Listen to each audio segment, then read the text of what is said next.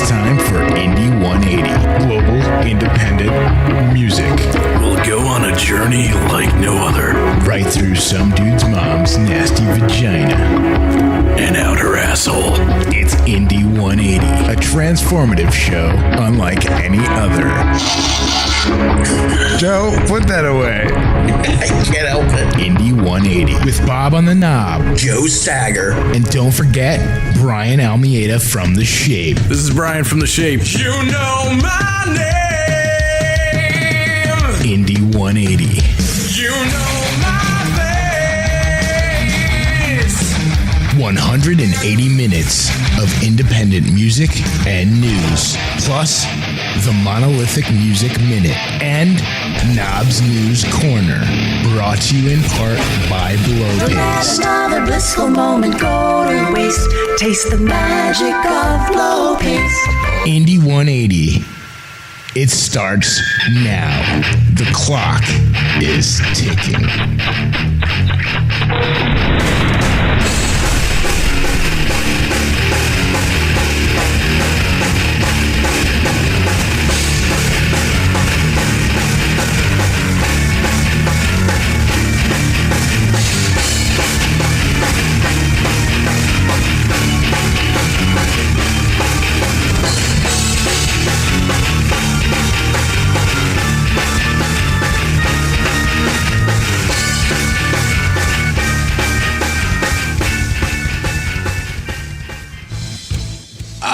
Shit!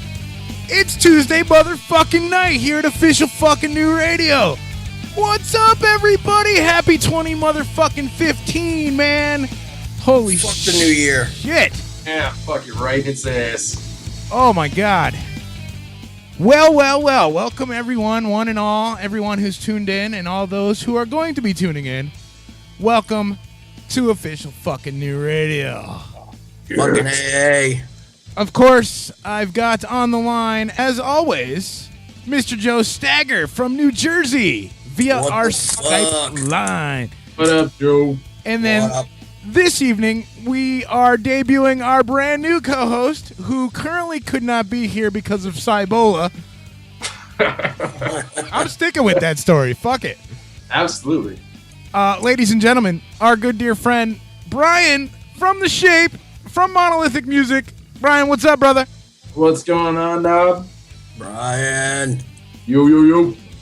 Guys, I am so fucking excited about this new year and this show known now as Indie 180. It's gone through so many iterations, so many different co-hosts and things. We did the Knob and the Much. We did the Nation for a while. We've done so many different things. This year we've got Indie 180. I mean, we started the Indie 180 thing last year after Much's car broke down. Shout out to Much and Into the Coven boys. Love those guys. No hard feelings, no disrespect. Still love Much. Still a hardcore dude. Love that dude. But we started the Indie 180 thing last year with Joe. And before Much came on board, I actually spoke with Brian like really briefly. And he was like, look, I'd be really interested in doing this. And it just happened that, Much came on board for like 6 months or whatever, and then started having car issues and things. And I reached back out to Brian. I was like, dude, you still interested in maybe doing a show with me or like with us, because obviously Joe's hooked in. He's not leaving. I can't get him off the goddamn Skype line now. It's fucking quite sexual, to be honest Yeah, with it's you. weird. Like, I'm trying to go to bed. He's on my Skype line. I'm trying to have sex. He's on the Skype line. It's fucked. But I think this year is going to be really cool, man. The hope and prayer here is to be able to provide not just the nonsensical shit that we're known for, which we're still going to do, because, it's OFNR. Yeah, you can't get rid of the stupid. I can't get rid of the Gotta stupid. Keep the dumb firmly entrenched, bro. Yeah, we got to have a little bit of fun here. That's the whole point of this. So we certainly aren't getting any money out of it. So, so why don't we do quick introductions? Obviously, Brian, you are the newest member of the OFNR family. Why don't you tell us a little bit about yourself? Obviously, you're in the band The Shape, but you do so many other things. Tell us a little bit about it. Well, thank you, brother. I'm glad that to be able to get to do this show with you, man. I'm psyched for Indy 180, what's coming up this year. But yeah, I'm in the shape. I'm the frontman and guitarist for that band, also Imperia as well. Oh, I did not know that. That's cool. I didn't know you were in Imperia. That's fucking cool. I don't know why I didn't know that. Yeah, man. It's like a crazy prog metal version of what the shape does. Right. But yeah, I also own Monolithic Music with Steve Hill and our partner Doug Huron. And we do a lot of stuff with Eric Ioka too at Audio Ball Entertainment, lots of shows together. Fuck that guy. But, yeah, Eric, I love that dude and his, well, now I guess former Mohawk. Yeah, he shaved it off. Yeah, he looks like a mini Joe. And the guy that does his flyers is a complete tool. That we know. Yeah, seriously. But yeah, we record bands here at Monolithic. We have a label where we independently and digitally release albums around the globe, and also do a ton of shows, man, in both metal, rock, blues, alternative jazz, shit, what have you, all that good stuff. Constantly working. I see you're all over the place all the time. It's crazy. Trying, man. Just making moves. Yeah, buddy. Now, for those that don't know, I mean, you do that recording stuff like for a living. That's what you do. Yeah. So that's pretty fucking cool. Like we actually have like an expert, if you will, in the field of recording bands and then, you know, distributing bands and promoting bands, and it's fucking really good to have you, man. I think you're gonna bring a lot to what we do here. So welcome. Thank you, man. I'm hoping to bring as much as I can, including a whole lot of dumb and stupid. Cool. We like the dumb and stupid. Of course, we go over to Dumb and Stupid number 2. Dumb and Dumber and Dumbest. That'd be me.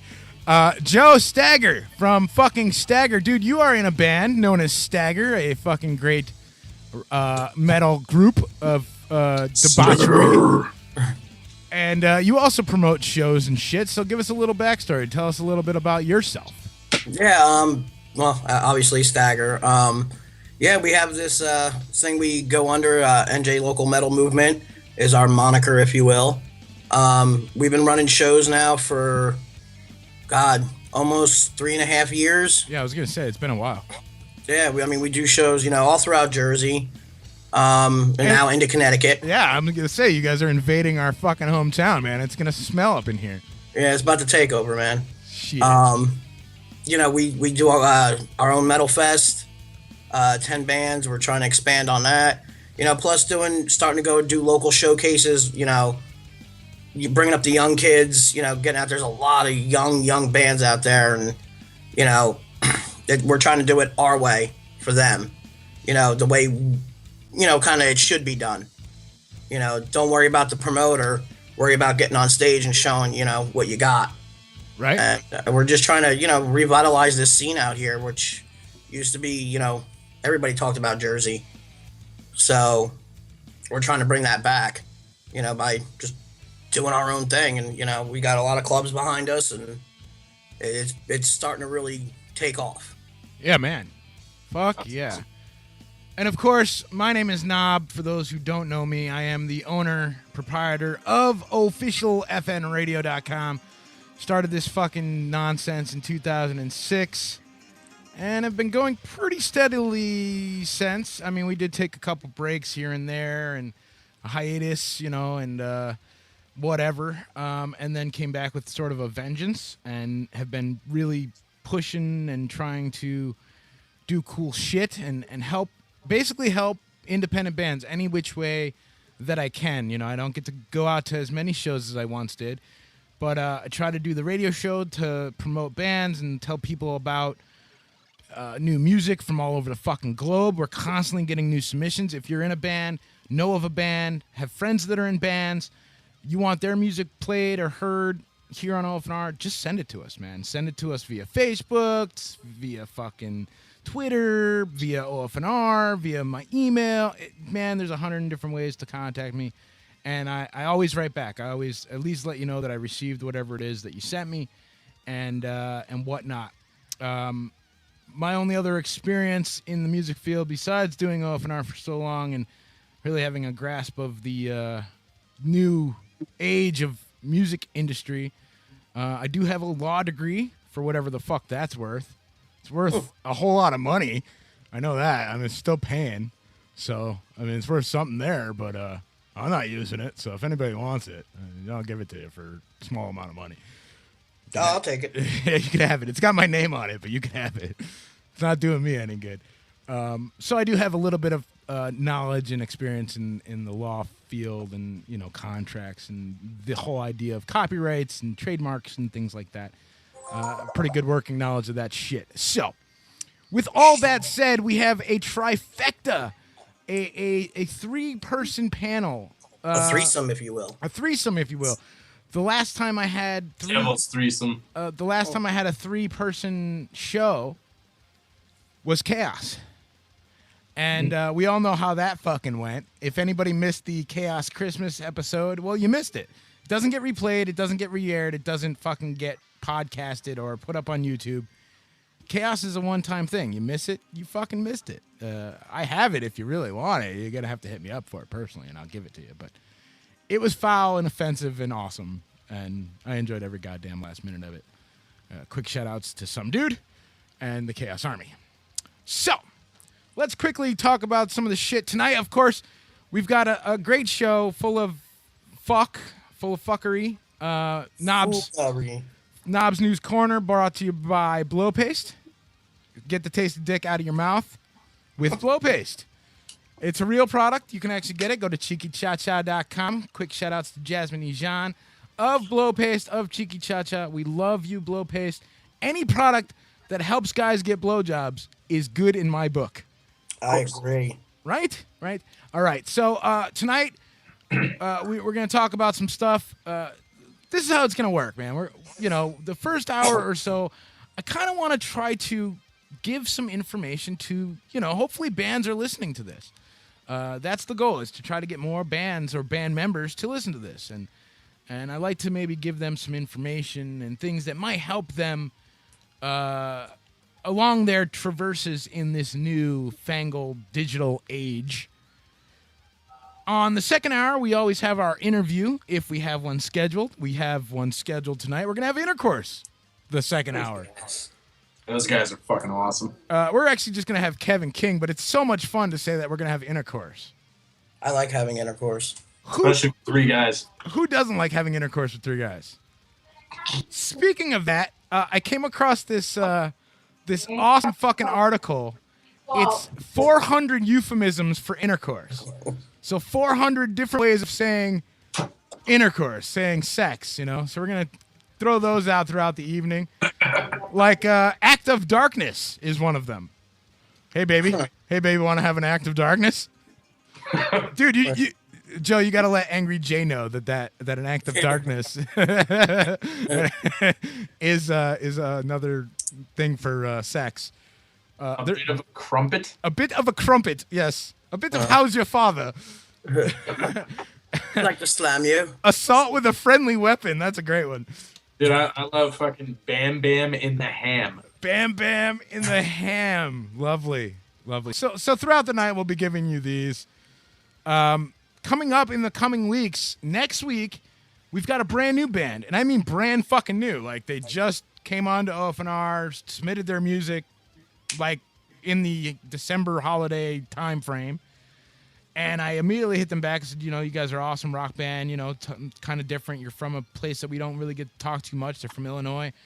And so we're going to have Marwood's Falls next week on the air with us to talk about Marwood's Falls, about the scene in Illinois and all the things that they've got going on. And then at the end of the month, on the 20th, not quite the end, we still got an opening at the end of the month, which is the 27th. If you got a band or know a band or want a band, or let them know that we've got an opening on the 27th. We've got Opus the dopest of Dead by Wednesday, calling in to talk with us about his big fucking birthday shindig that he has over going on at Toads. And this year is a fucking jam-packed show. Holy shit. Yeah, there's a lot of bands on that one. All the best kick-ass bands that I could think of, minus The Shape and Stagger. But everyone else is pretty much pretty kick-ass, man. It's going to be a pretty fucking bang-ass night of fucking shit. And you can get tickets from your local metal bands. I mean, you don't have to buy them. You can print them fucking from Facebook, for fuck's sake. And basically, you get in for $5, and you get your first drink for free as long as you was 21 or over. So we're going to talk to Opus. We're going to talk to him about what's been going on with Dead by Wednesday.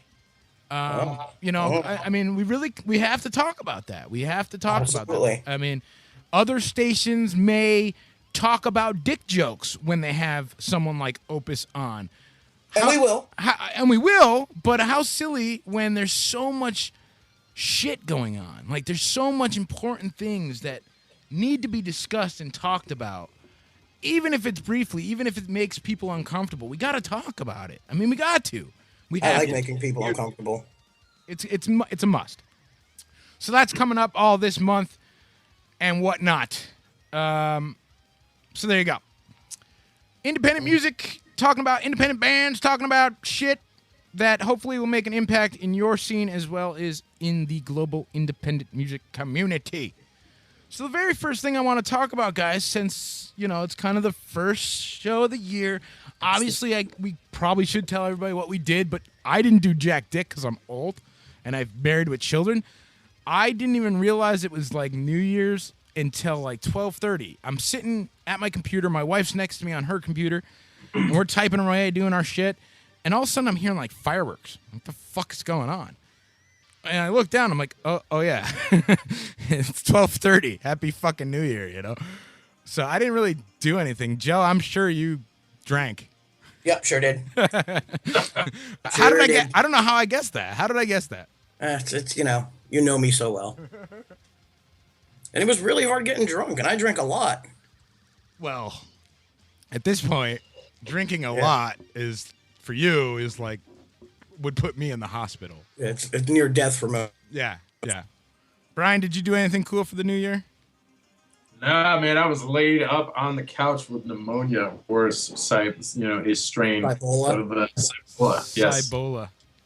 With a strain of Cibola.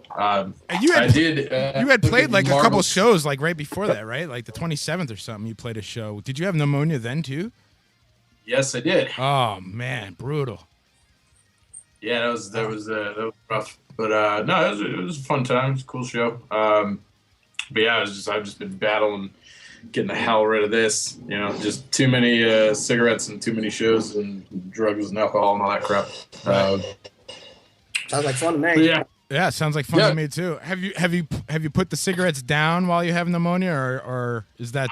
I quit because of that, man. I'm on the no smoking side now. You're on the nose. How long do you think? As soon as the pneumonia leaves or the Cibola leaves, do you feel that you might head back to the monkey on your back? I'm hoping not, but never say. I know, man. I'll be honest.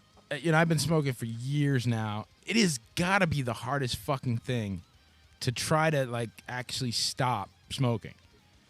Oh, dude, it fucking sucks. I've quit like I want to say 2 or 3 times before for periods of like years, and then I get back into it for a year. You pick up that one, and then that's it. It's over. It's no help. I don't quit.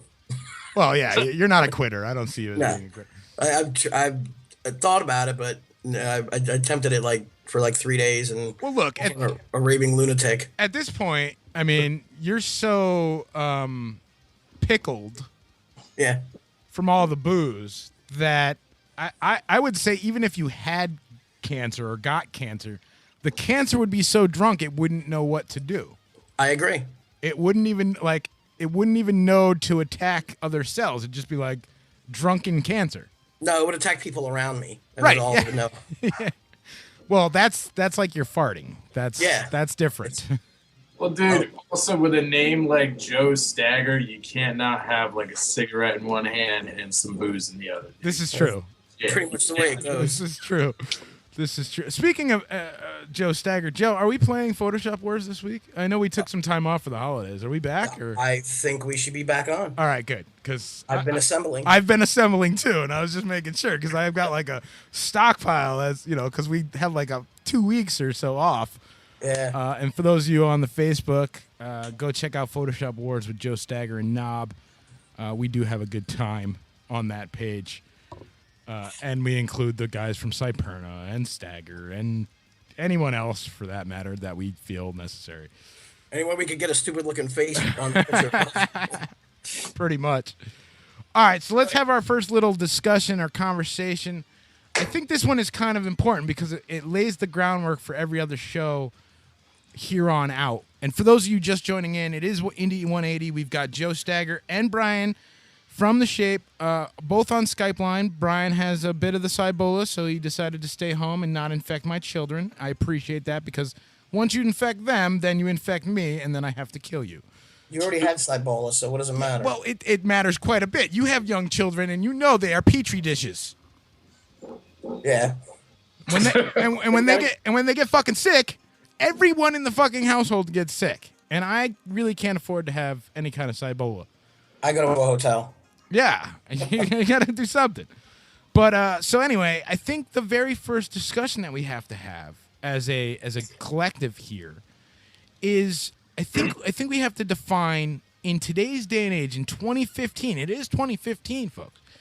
In today's day and age, how do we define making it? How does a band know when they've quote unquote made it? Brian, has The Shape made it? No. Has Imperia made it? No. How do you know? What is making it to you?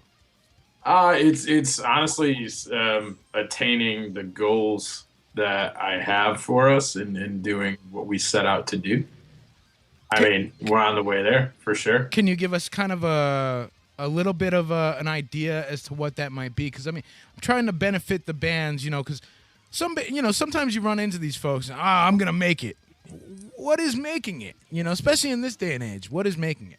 Honestly, I think that it depends, on artist to artist, and just using us as an example, it's more so our own goals are, putting out certain sets of material that we've already had, and then kind of seeing how far we can take that into how many people we can. There's no specific top of the mountain or peak number of people. I mean, obviously, it would be great to play in front of hundreds of thousands of people if you ever got that chance. But I mean, is that going to happen anytime soon? Who knows?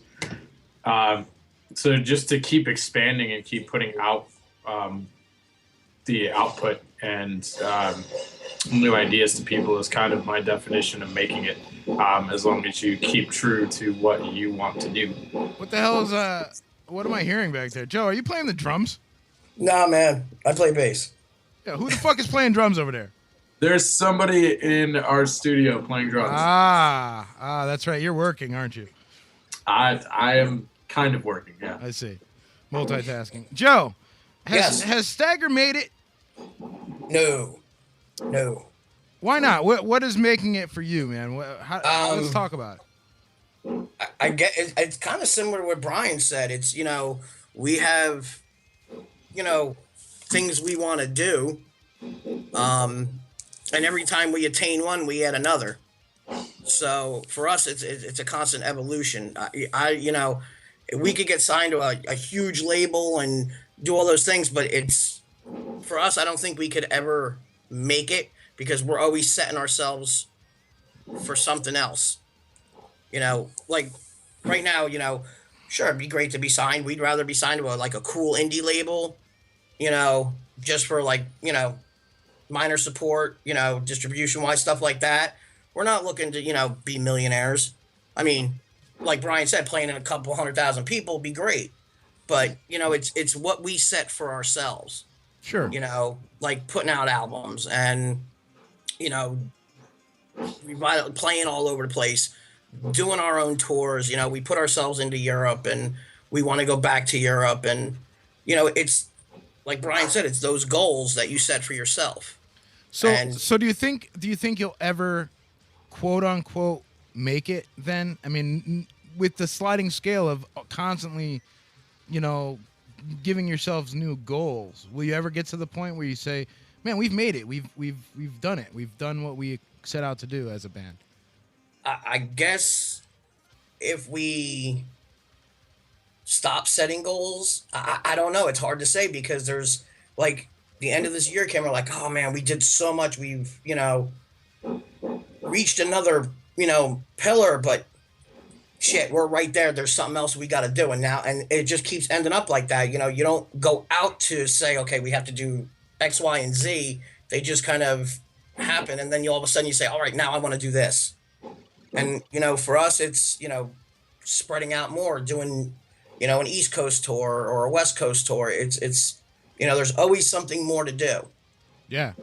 Well, absolutely. And I mean, again, I don't think any band, if they have the same mindsets, ever really make it, unless they're just thinking about getting that big dollar sign, which a lot of bands, they want. Once they hit that mecca and sign that big contract, that's making it for them. Yeah, but that's kind of where I was thinking about, that mentality of big record deals, I think is done. It's over. I think we can pretty much put that one to bed. You can, but I still know a lot of bands that are out there, and that's what they want. I realize that might be what they want, and that might be their goal. But we're here to say, like, that's not happening. Those days are, unless you're a pop artist or maybe a country artist, because they seem to do or fairly lab experiment. Yeah, or like some kind of weird sort of thing, like penis smacking. The chances or likelihood of getting that huge. I mean, you better be fucking really, really fucking outstanding. I mean, really different. Like really, really like remarkable in a way that no other band can be, because it's just not happening. It's just, first of all, the industry is totally changed. We're going to talk about that after our next music break. We're going to talk a little bit about what happened in 2014 that hasn't happened ever in the history of music. We're going to talk about that. It's not the 80s anymore where, they were handing out record deals like they were, drinks. Yeah, and I mean, look, even then it was hard. Now it's fucking impossible. My thought on the matter, my opinion on it is it's kind of foolish to seek out big, huge record contracts if you have any, unless money is the only answer. Like if you're only in it for money, if you're only in it for a paycheck, then fine, yeah, go seek out that big record contract. And again, you better be damn good. Yeah, but some bands equate making that money to make, like, it's all one group thing. It's like, I got the money, I got the big record deal, I've made it. I'm at the mountaintop. But it's not. Because that's not what it's, at the heart of it, that's not what it's about. I can reach just as many people through iTunes and, Brian, all the media sites now. Yep. You can reach everybody the same way. That's why I was saying, like, a small indie label that believes in what you do is so much more beneficial than a big record label that's really only out to how much money they can make on you. It's a business. Absolutely. Right. It's on the other end, they're not really needed anymore. That's the thing. I mean, that's the thing. Do as much on your own, or with somebody that gives a shit about you from a, smaller, more homegrown end, personal one-on-one type of basis. Yeah, and the other thing is you don't have to cut them in.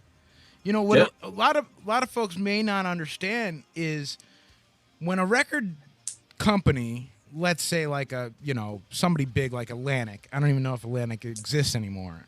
Honestly, don't have any idea. But let's just say Atlantic Records. It used to be a big record label. If they give you $1 million, that's like a bank giving you $1 million. It's a fucking loan, man. Yeah, you got to pay that shit back. Otherwise, they're taking it out of what they make off of you. Well, one way or the other, they're getting their money. Yep. And so it's not like, oh, I got $1 million and I'm a millionaire now. No. It doesn't work like that, man. You got to go to work. You got $1 million, and now you got to go to work and pay off that fucking $1 million. And it better last. And it better, fucking last. It's not like the '80s where you could go blow it on fucking hookers and blow, Cool band and a record, what I mean, like whatever. Steve Haley.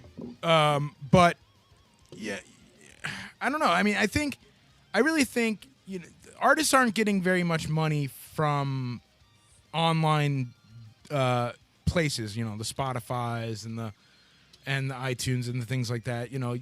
Bands aren't making fortunes off of that. Even big bands, even like known artists, aren't seeing much return there. So I mean, it's pretty equal all the way around. So why would you go off and pay somebody else buku dollars for what? Like, I just, you know what I mean? Maybe it's just me. That's just the way I see things. I think we've gotten to a point where it's pretty equal. I mean, look, having distribution is huge. It's very important. And if you can get somebody who can just do distribution for you without all the, insanity, that's probably going to be very helpful. But to think that you're going to go out and get a record contract, and they're going to pay for you to go to the studio, and they're going to pay for you to go on tour, and they're going to pay for this, and they're going to pay for that, it just doesn't work that way. Nope. I don't know if it's ever worked that way. But it certainly doesn't work that way now.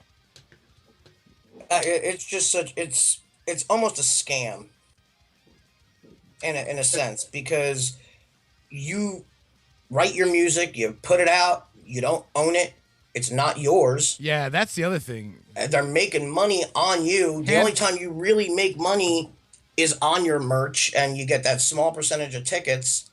But really, the only thing that's yours is merch. Right, and so that now you've not only you made all this creative stuff happen, and you took all this time to write all this cool shit and put your heart and fucking soul into it, just to hand it over to somebody, and it's no longer yours. You've totally just signed over all your rights away. For what? For a couple $1 million? I mean, I guess, look, if somebody offered me a couple $1 million for me to give them some of my intellectual property, I would consider it, certainly. I don't know if I would, but I would definitely consider it. It'd have to be a consideration. It's just, man, like you said, it is almost like a scam. They really are. You're working to give it to somebody else. Hand over fist. And if you look at the digital, like you had mentioned, Spotify and iTunes and stuff like that, I just from our own end, and even from a label standpoint too, with an online setup like that, we get like tenths of a cent per stream. Yeah. Not much. So divide that up against how many hands have to go into that pot across such a larger platform of a bigger label, and you just crushed that fragment of a piece into a million other tiny pieces. Yeah, I was actually I was talking with DJ Perlman of Revel 9. He's a friend of ours, friend of the stations. He's got his own show on New Regal Radio or Regal Radio or however the fuck you say it. And he's in Revel 9, and he put out his balance sheet from Spotify. Yep. And it was 2 cents, 2 cents, 1 cent. I think we added it all up, and it was 38 cents total for it was a ridiculous amount of spins too. It wasn't it wasn't a small number. It was a couple thousand or whatever, and it was 38 cents. And it's dude, what do you do with that? When you get a check for 38 cents, isn't that a smack in the face? Do bands need? Do bands need to have their music on Spotify and Pandora and iTunes? I mean, is it really that helpful? Can you not put it out yourself, or it's helpful to reach more people for sure? See, yeah, that's the only reason we went and did it, because it gives you that true worldwide reach. When you're on iTunes or Spotify or any one of those multimedia sites, anyone from around the world can punch you in. And you get linked to other bands, similar music styles, and they're seeing it where you may not have been seen if you weren't there. They do help, but yeah, we just got one of our checks from there, and it's pretty comical. Yeah, but it is definitely cool to have someone Spotify. If you go through a company like DistroKid, they'll distribute you in over 100 countries. And that's the cool part about it, though, still, is that 100, people in 100 countries, guys over even in England and Finland, wherever, Africa, you name it, there's no way in hell they were ever going to hear my band. So I just think it's pretty awesome that they get a chance to hear it. And if they dig it, maybe they look up and they pick up the album. Yeah, no Exactly. doubt, no doubt. And I mean, Some- it's kind of the same thing with OFNR. While we are not on Spotify or any of those places, the ability to reach farther than you would reach, like if I had an FM station, as a for instance, I'd only have so many watts and so much power to push out to the, to the local area.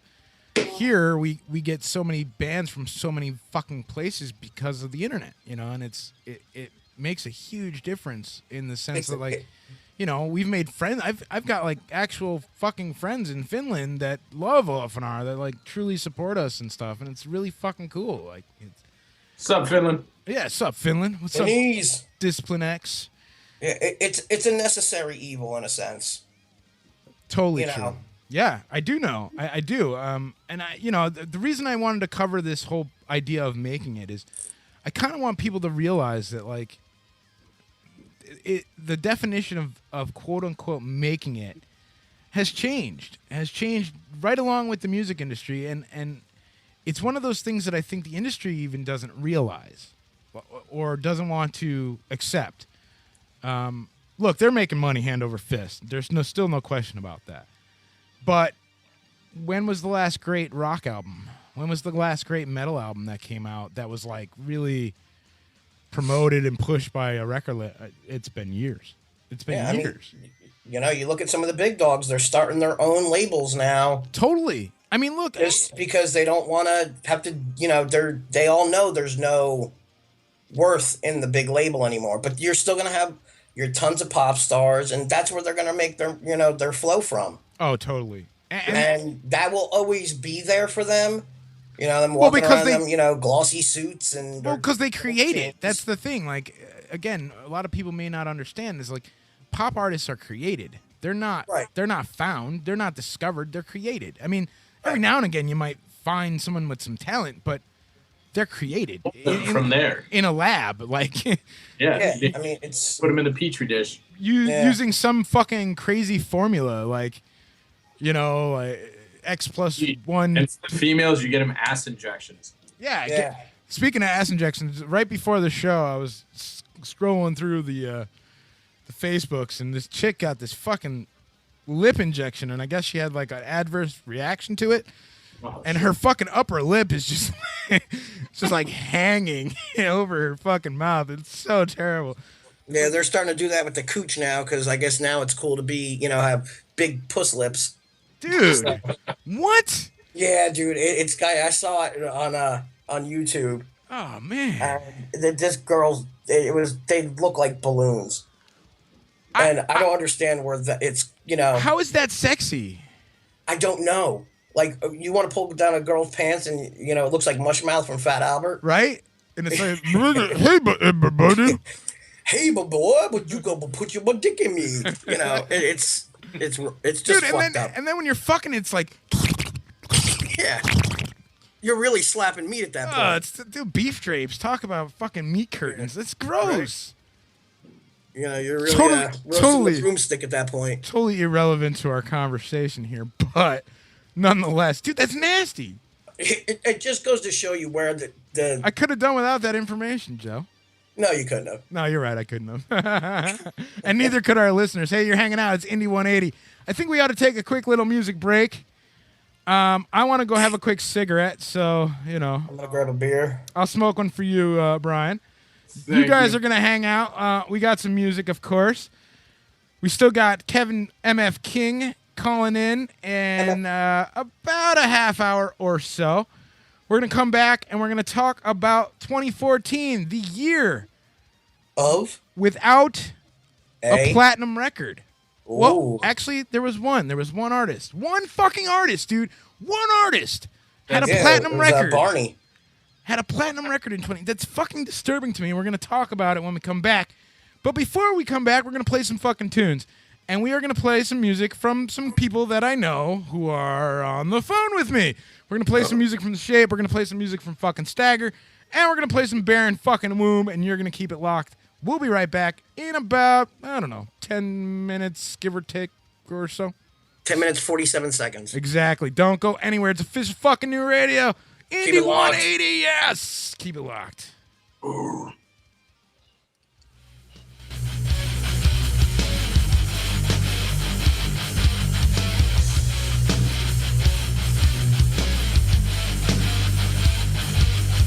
The collapse of civilization as we know it. Fire purifies the land. The tongues of man fueled by malevolent action. Reconstructing human nature.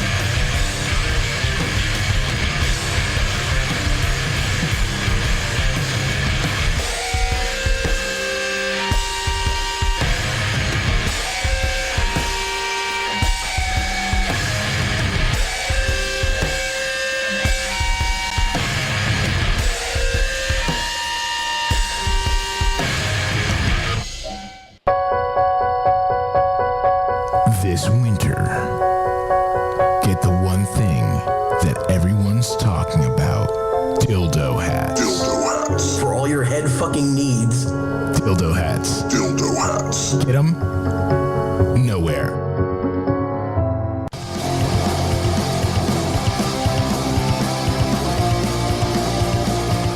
Yes, sir. Get some dildo hats, courtesy of OFNR and Indy 180. Everybody needs a dildo hat. Everyone needs a dildo hat. Hey, we just played some Baron Woom. They're from Trondheim, Sweden. Sweden. Yeah, for sure. Trondheim. Ah, fucking Googan. Yeah, beguggen. You can check them out on Facebook.com/Baron Woom. Good shit. My womb is barren. Some noise punk for you this evening. Yeah, it was some cool stuff, man. Courtesy of Spartan Records. Of course, before that, we played Stagger with The Dark Side of the Yellow Brick Road off the brand new or reasonably new Liquid Date album. Go get it.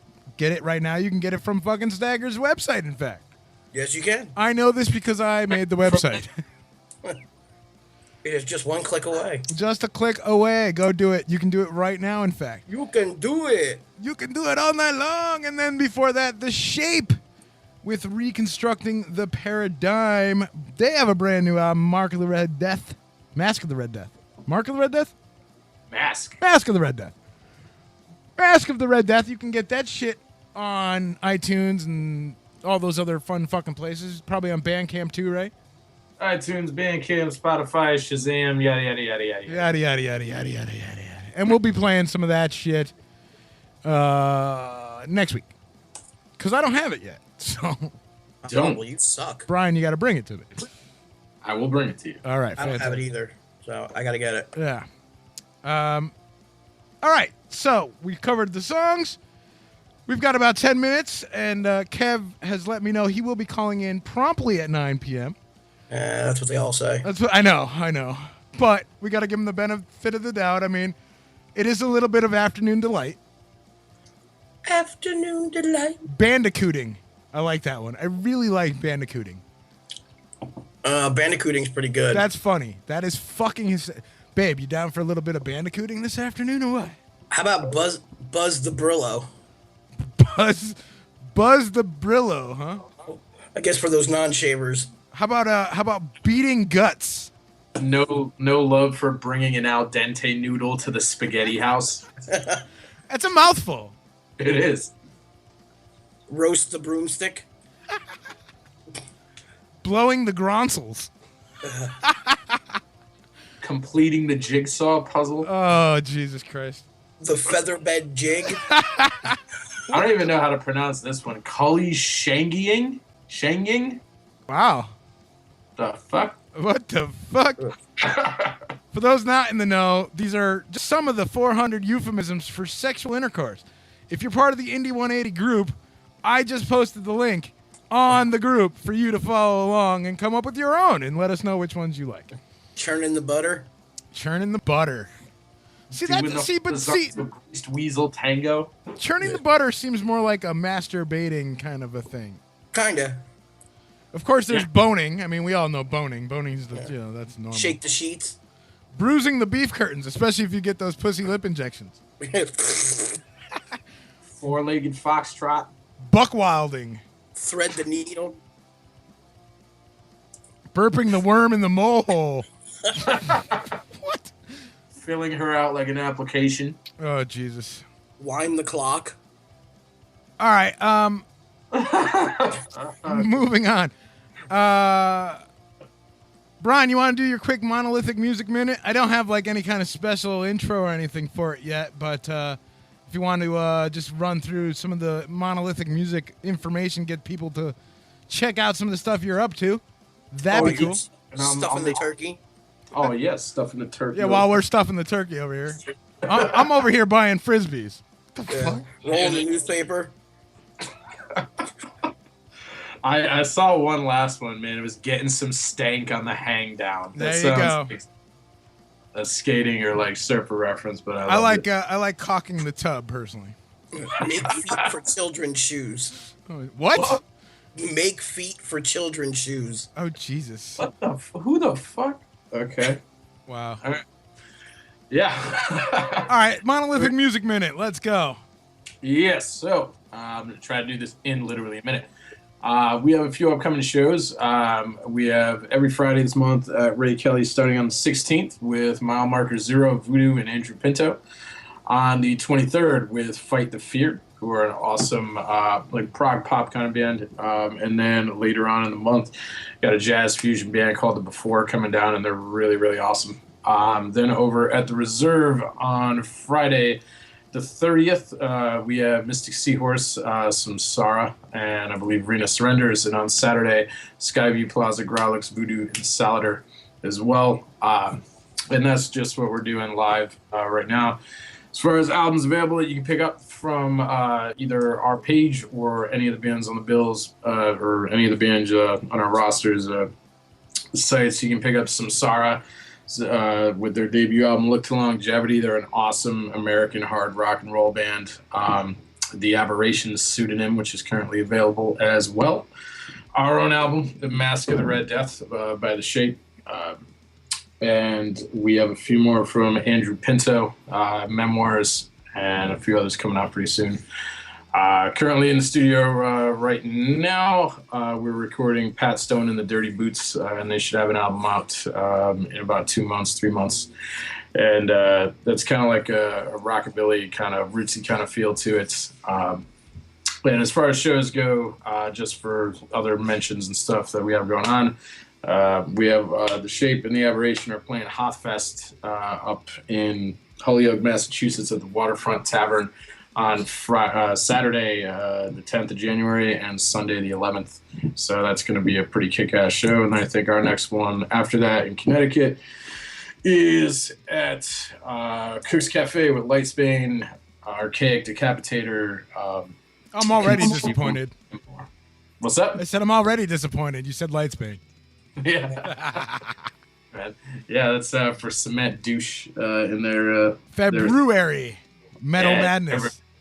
Yeah, it's us. It's The Shape, Lightsbane, Archaic Decapitator, Carnivora, who are fucking awesome from Massachusetts, Continuum, and there's one more that just just got added. Supposedly really brutal shit too. I don't know the name. Rise to Burn from New York. So you got 3 states worth of metal, so it's gonna be pretty awesome. That's badass. Yeah. Sounds like a good night of music right there. Everybody should go check that out. It's at Cook's. Absolutely. And, love that place. Yeah, Mark is a good dude, and what a great establishment. One of the mainstays of Connecticut, if you will, that's always supporting local and independent bands. Quick shout out also to Cherry Street Station, OFNR's home away from home, even though I don't get out there nearly as often as I'd like. But a quick shout out to those guys. They have us on the bar at the bar from time to time, so it's always really cool to shout them out and give them some love. They are awesome people. Absolutely. Many a good nights. Oh, too many. Shit. Some that I don't remember. All right, so we only have a few minutes, but I did want to talk about this briefly before Kevin calls in. 2014 marks the almost first year since its inception in 1976 that only one artist will be certified platinum. Nielsen SoundScan announced Taylor Swift was the only artist to sell 1 million copies of her new album, 1989, in its first week of release, as well as the soundtrack to the Frozen. But you know, that's a soundtrack. That's not a single artist releasing. Well, dude, even as that's a soundtrack. That means there's only 2 fucking albums this year that have sold over 1 million copies. That is nuts. Isn't it? I mean, I thought it was fucking insane. I mean, first time since 76. That's 30 plus years. Yeah. I mean, that's... Does this also only, I believe, count the U.S. totals, though, right? Correct. Yeah. Correct. And then I must add that 60 individual songs have been certified as platinum. However, not the albums that those songs may have come out on. If at all. I mean, they might have just come out as singles. And that kind of leads me to this discussion. Is this a clear indication of a shift in the industry back to singles, or or is it something else? I think it's something else. Yeah, it's an entirely new thing. And what might that be? I mean, is it the fact that we've pretty much, I mean, we've all got to accept, and I don't want to, God damn it, we've all got to accept the digital age, and I don't want to. I'm a hands-on kind of guy. I love getting records. I sound old. Dude, nothing can replace when you're a kid, and it sucks that, you know, people won't have this experience in the future too much, but going into places like Cutler's in New Haven back in the day, and being able to pick out like an Iron Maiden record when I was like 7 and be like, I want to check what that's like, and then take that home, and then you find out a new fucking awesome band. Yeah. You know, just the experience of that, and taking the artwork out, whether it be like a vinyl or if it were, you know, CD or cassette, you know, that is going to be sadly missed, man. I've talked about this, and we've talked about this a couple times last year even too, Joe, is there's nothing quite like, I mean, my first job ever was working in a record store. That's what I did. I was a manager of fucking Record Town, which later turned to, you know, FYE, which later went extinct. But And that tells you right there. nothing will ever fucking replace. What the fuck? Nothing will ever replace the times that working there, even, I would go up and down the aisles and see an album, a CD, see the cover and go, man, that looks like a fucking badass cover. I'm going to buy this. And buy it, and then totally have a brand new band that I absolutely know and love. I don't know how many fucking countless times I did that, where I would just because of the album art, you know, like, this looks cool, let me pick it up. And, you know, granted I had expendable money then, but, you know, that's Big Kevin. That is Kevin. So we'll put this discussion on hold. We'll get back to it. Let me pick up this call here, slowly and painfully. It's answering. It's thinking about it. It's talking. It's thinking about it. It's Connecting. Answering. Connecting. Yo. Kevin, are you online? Yes, sir. Kevin, we have Stagger from New Jersey. And we Yo, have what's up, man? we have Brian Almeida from The Shape, all hanging out here tonight on Indie 180. Welcome and Happy New Year, my friend. What's up, Kib? Yeah, man. Thanks for having me, you guys. Yeah, I haven't seen these Stagger dudes in a while. Holy shit. yeah, I it's get curse been too, right? almost a year. isn't- There's like no format restrictions or anything, right? Oh, yeah, you can totally say whatever the fuck you want, man. Oh, that's amazing. Yeah, obviously, interwebs. But that's cool. No worshiping of fake products. Except for, I like this dildo. What was it, the dildo hat? Yeah. You want a dildo hat, dude? Joe, send him a dildo hat, would you? I'm gonna send him a dildo hat. Tell me more. Yeah. They're kind of creepy. Kind of creepy. So, Kev, obviously we're going to talk to you about all the different projects that you got going on. Besides Intercourse, I know that you're a solo artist and you got some other things in the works and stuff like that. We're going to get to all that stuff.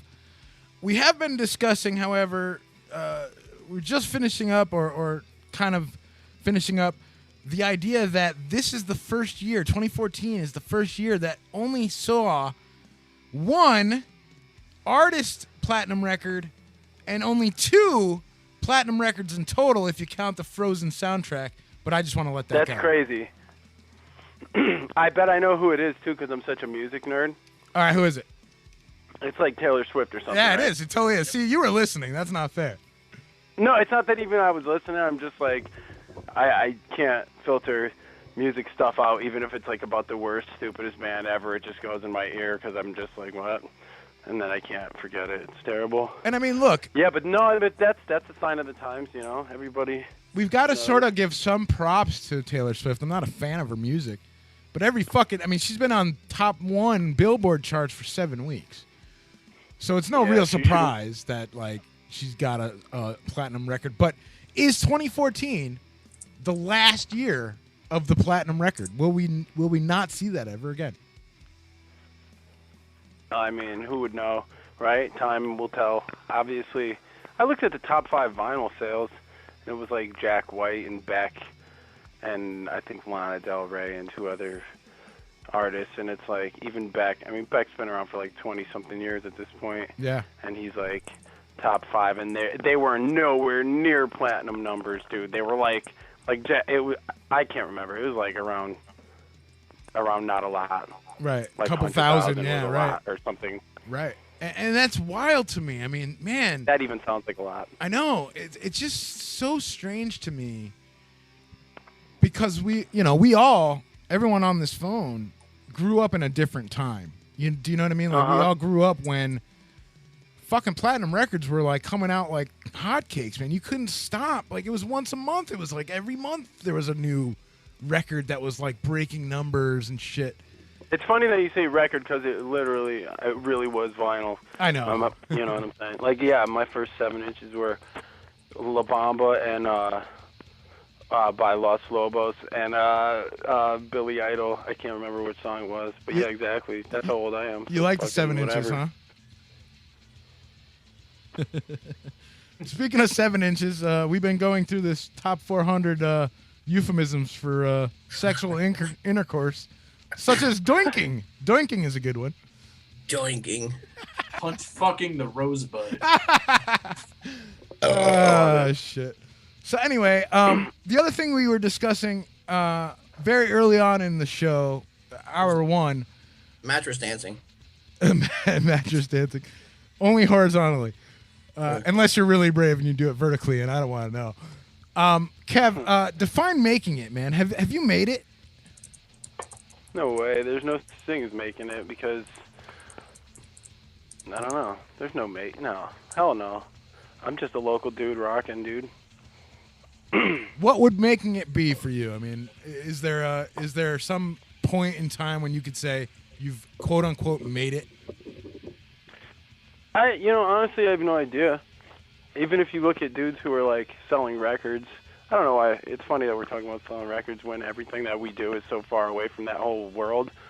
So, I mean, as far as that answer goes, I have no idea, dude. I'm not anywhere near that, actually. I play clubs, and I try to just work on getting my network. Like it's like I just want to play all over the country, so that's all I'm concerned with. It's like booking shows, and I don't know anything. I've never had a manager. I don't know anything really about that side. Right. I've read a great deal about it, I'm sure it's a good gig if you can get the work, but I just, you know what I mean? It just seems... Yeah. Even just to answer my initial thing that I was going to say, like, before I get off on that tangent, even, like, big dudes who are, like, rapper size big, like, those dudes are assigned to 360 deals, so they're just working, and they're not really getting shit. They don't own their publishing. Their tour money goes to the label. You know what I'm saying? They're screwed. They're not really making money. They're just in debt to the label, and that doesn't really sound like making it as far as I'm concerned. Like, anybody who's actually doing good is independent at this point, Yeah. And they're working that end of it. But that's a lot of hard work. And everybody back in the day maybe signed because they wouldn't have to do the legwork. But there's just no way around it at this point. Like, you have to do the legwork, Those dudes in Stagger know they're from Jersey and they're fucking around with us, and we're sitting in Central Connecticut, so they understand you gotta get out there, man. You just gotta freaking work, Yeah, well, totally. We actually like the legwork. I mean, it's the way it started, passing out your flyers and doing your stuff, getting your own gigs. I mean, that's to me, I guess if you want to call that making it when you're doing those things and seeing the rewards from it, doing it on your own. I don't know. No, it's a really hard conversation to have, but it's important because I get. Hey, Bob, not to cut you off real quick. I think I came up with a snazzy answer for you, though. Honestly, to me, just the fact that people even come to the shows, the fact that people come out and the fact that people stream the music online, just the fact that they're caring, and would comment. Maybe they like Connor's artwork or something like that. Shit is a big deal to me. You know what I mean? Yeah, absolutely. Yeah, absolutely, and that's something that because the party don't stop. Oh, sorry. Suddenly, I see a Taylor Swift cover in your near future. No, that was from Key and Peele. I have no idea. I have no fucking clue. All right, so dude, before we get too crazy, dude, how was your 2014? How'd you fare musically and and with all your gigs and shows. How was 2014 for Kevin King? I played like 30 shows. I only puked like twice the whole year. Impressive. My girlfriend still loves me. I love my cat, dude. Shit is awesome, dude. We're alive, and that's an awesome thing. Not even to sound silly or overdoing it or anything, but seriously, like, you know, it was a good year, dude. It was awesome. We, my band Intercourse put out an EP, and we recorded our stuff for the split that's coming out with the bands in Virginia. We're going down there to do a little mini tour. Nice. Whenever that's ready. Shit like that, dude. We planted a seed, so now we're actually like going forth with some of the stuff. And as far as the solo stuff, I just started writing again and practicing my nylon string like way heavier.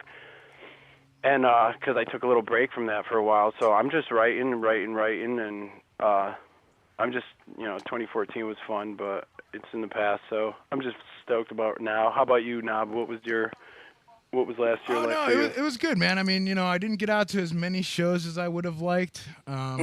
It's kind of difficult, you know, with the crazy commuting I do for work and the 2 kids and shit. But the shows I did get a chance to go see were all awesome. I mean, all huge shows in their own respects. Yeah, like the Shadows Fall show I saw you at, I think, right? Yeah, I think it might have been that. No, I think it was Metal Syndicate's thing over there at the. It was outside. Yeah, it was in Waterbury. Yeah. I think it was the Metal Syndicate show. If it was outside of Waterbury, Axe Fest. No, it wasn't Axe Fest. I'm almost confident it was the Metal Syndicate Diversity of Metal Fest. Ow! Pretty sure, pretty confident. Because I didn't go to the Shadows Fall, and I didn't catch Axe Fest, unfortunately. Oh yeah, that was the thing that I was thinking about. Yeah, because I remember seeing you, dude, at one of them shows. That place rules, by the way. Oh yeah, it is a dope venue when it's warm. When it's like now, fuck that. I'm not, nah. I remember at Axe Fest during the day it was hot as fuck, and then at night outside you're like, oh my god, it's freezing. Right. Just underneath the fucking fans and shit. Yeah. All right, so Kevin, I gotta ask you, man, what the fuck are you doing putting out cassettes, bro? I don't know. It's like vinyl. You know what I mean? It has its place. People are buying it. Kids buy it. Yeah, you know? dude. It's like more of a punk show thing. Dude, everybody that we play shows with has cassettes in their merch or. I bust your balls, or but vinyl, you know? it's really bizarre because I'm seeing a recumbrance of tapes. Like I'm seeing this comeback of cassettes, and Well, it really is our generation of vinyl. It's kind of shitty. I can't buy cassettes. I don't have a cassette player anywhere in my house. Yeah, just go to the freaking Salvation Army or Goodwill, man. You can get one for like $6. I got a record player for $6 in the Torrington Goodwill like 8 years ago, and it still freaking works, dude. Nice. And also, the thing about that is, you know, you'd be supporting not only just your buddy's band, but it would be like artists too. You know, just because we don't put the ink on the paper doesn't mean it's not completely like homegrown, you know. Oh, true. Everybody that had a hand in on the cassette had something. You know what I mean? We needed every hand. You know, Connor drew it. We made the music. We recorded. The dude freaking mastered it. This girl from Elm City Recordings dubbed it. So there's a bunch of people involved. It was just really cool to have that many hands in the project, and everybody got credited, and it's fun to just do that, you know. And then even to see like metal dudes kind of into it is kind of cool, you know, because we're by no stretch of the imagination considered a metal band. I don't think. What do you think, Navarino? I don't know that I would put you in a strictly metal category. No, but I mean, you guys throw it down. Right. It's, you know, it's thrashy and mean, and fucking punk rock, I guess, would be more apropos. Punk hardcore. Yeah, maybe punk hardcore might be more. I would like to see more the meshing of it, you know. I think a lot of dudes like 10 years ago that like bands like Converge and Botch and stuff, like a lot of those kids kind of listen to metal too. But now I don't really think the two paths are crossing as much. I go to metal shows. I see you guys at shows, you know. We play with some of you guys' bands and stuff, and, you know, I just don't. It's funny. It's more like I see hardcore dudes at metal shows, but I don't really see that many metal dudes at hardcore shows. Does that make sense? Yeah, it does. It does, absolutely. It does, Yeah. absolutely. Well, we got a lot of punk in our music, and it kind of blends through too. So it's cool to mix the genres up a little bit. Dude, can I just announce that also we have some shows coming up, man? Like, I think it would be cool if people came out. We're playing our first show in, you guys know The Reserve? Yeah. That place in Meriden? Yep. Yeah, we're playing there with Goat Herder on the 23rd, and then the next night we're playing Three Sheets in New Haven. Sweet. So that's, I don't know, it's a couple weeks away. So those are coming up. So Everybody but go obviously out. anybody could just check on our social media sites and stuff like that. Just really listen to the music. That's all I care about, you know? Yeah, most def. I mean, everybody should go check you guys out. You're a fun band live, you know what I mean? It's not I appreciate that. Thank you. it's not pussyfooting around, you know what I mean? You guys really throw it down. I mean, I saw the first time I saw you guys was at that Cyperna Kalima split album release show, and you guys fucking tore it up, you know. Oh hell yeah! And you guys are like one of the first or second bands, you know. You were early on in the night, and it wasn't, you know, it was no bullshit, man. I enjoyed the fuck out of it, man. So, you know, Hey, man. everyone else should go check it out. I mean, that's par for the course, but you know, that's neither here nor there. So anyhow, so let's talk about intercourse, man. I mean, let's talk about sex, huh? Right. Why the band name? Why intercourse? I mean, besides the awesome double entendre, you know, seeing intercourse on a flyer, and hey, did you go see intercourse live last night? I mean, so many things that can be said. It's just great. I don't know. Ricky, the singer, Tarek, came up with probably the easiest answer for that, and it's just like, you know, everything else is taken. Every other cool name is taken or sucks, so it's like, fuck, and we just got stuck with it. It was like the third name me and Ricky said, and we danced around it for like a month, dude. Like, over a month we're going back and forth for fucking names.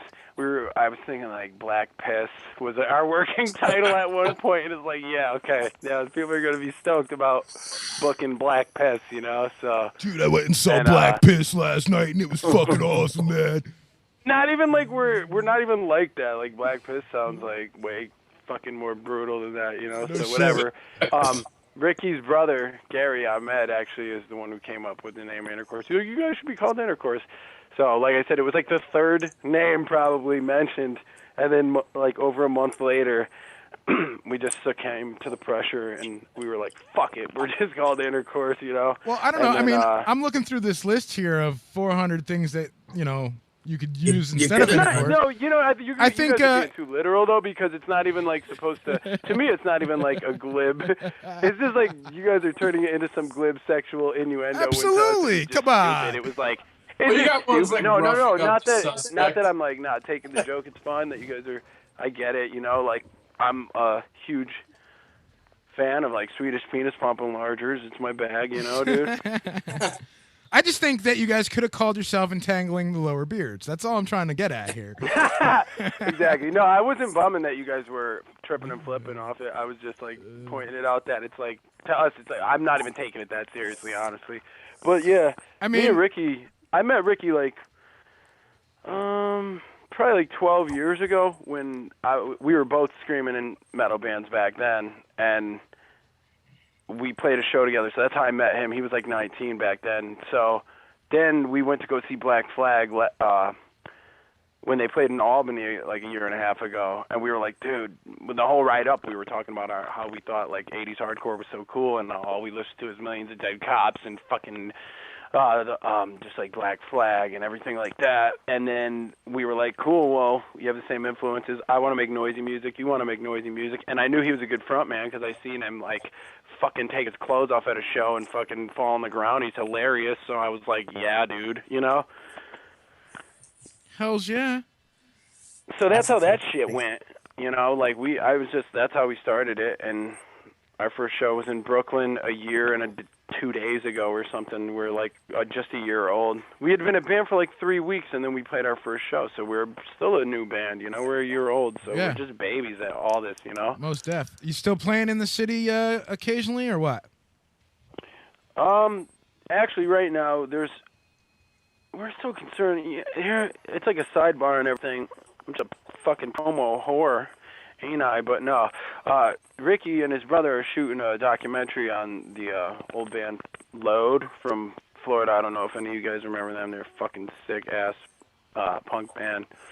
Yeah, they're going down there to shoot a documentary, so that's like in the spring, and between that and that split with those Virginia bands and going down there, we aren't exactly sure what's going on after the winter, but as far as the winter goes, right now we got some local stuff, and we got shows in Providence and things like that, but some people in New York are just corny. They want you to fucking make sure you bring X amount of people, and it's like, dude, don't you have people covering that? Like, we're the out-of-towners. Like, they put a lot of pressure on you.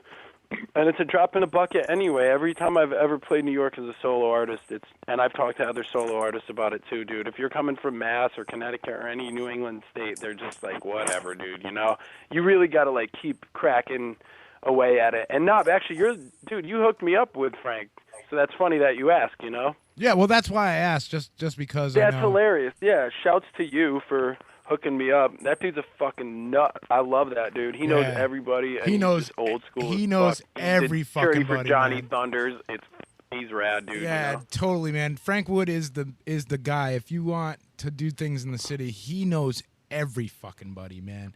I just called him the other day to tell him that about Intercourse and how I wanted us to come down there and fucking make a racket and go crazy in his building. And he's like, fucking yeah, but you got to blah, blah, blah, and do his blah, blah, blah. And it's like, I love him, but it's so hard now to get down there for us. And Well, yeah, I mean, we'd this rather is- play house shows anyway, you know, and Sure. keep it super Simple. duper low key. Yeah.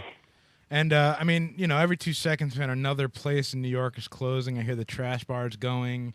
So Dude, sad. another it place sucks everywhere is closed, so and the bad, Anchor man. just closed in New Haven, goddammit, and Cafe 9's up for sale. We're not Ugh. even gonna. I mean, honestly, I wanted to bring that up at some point.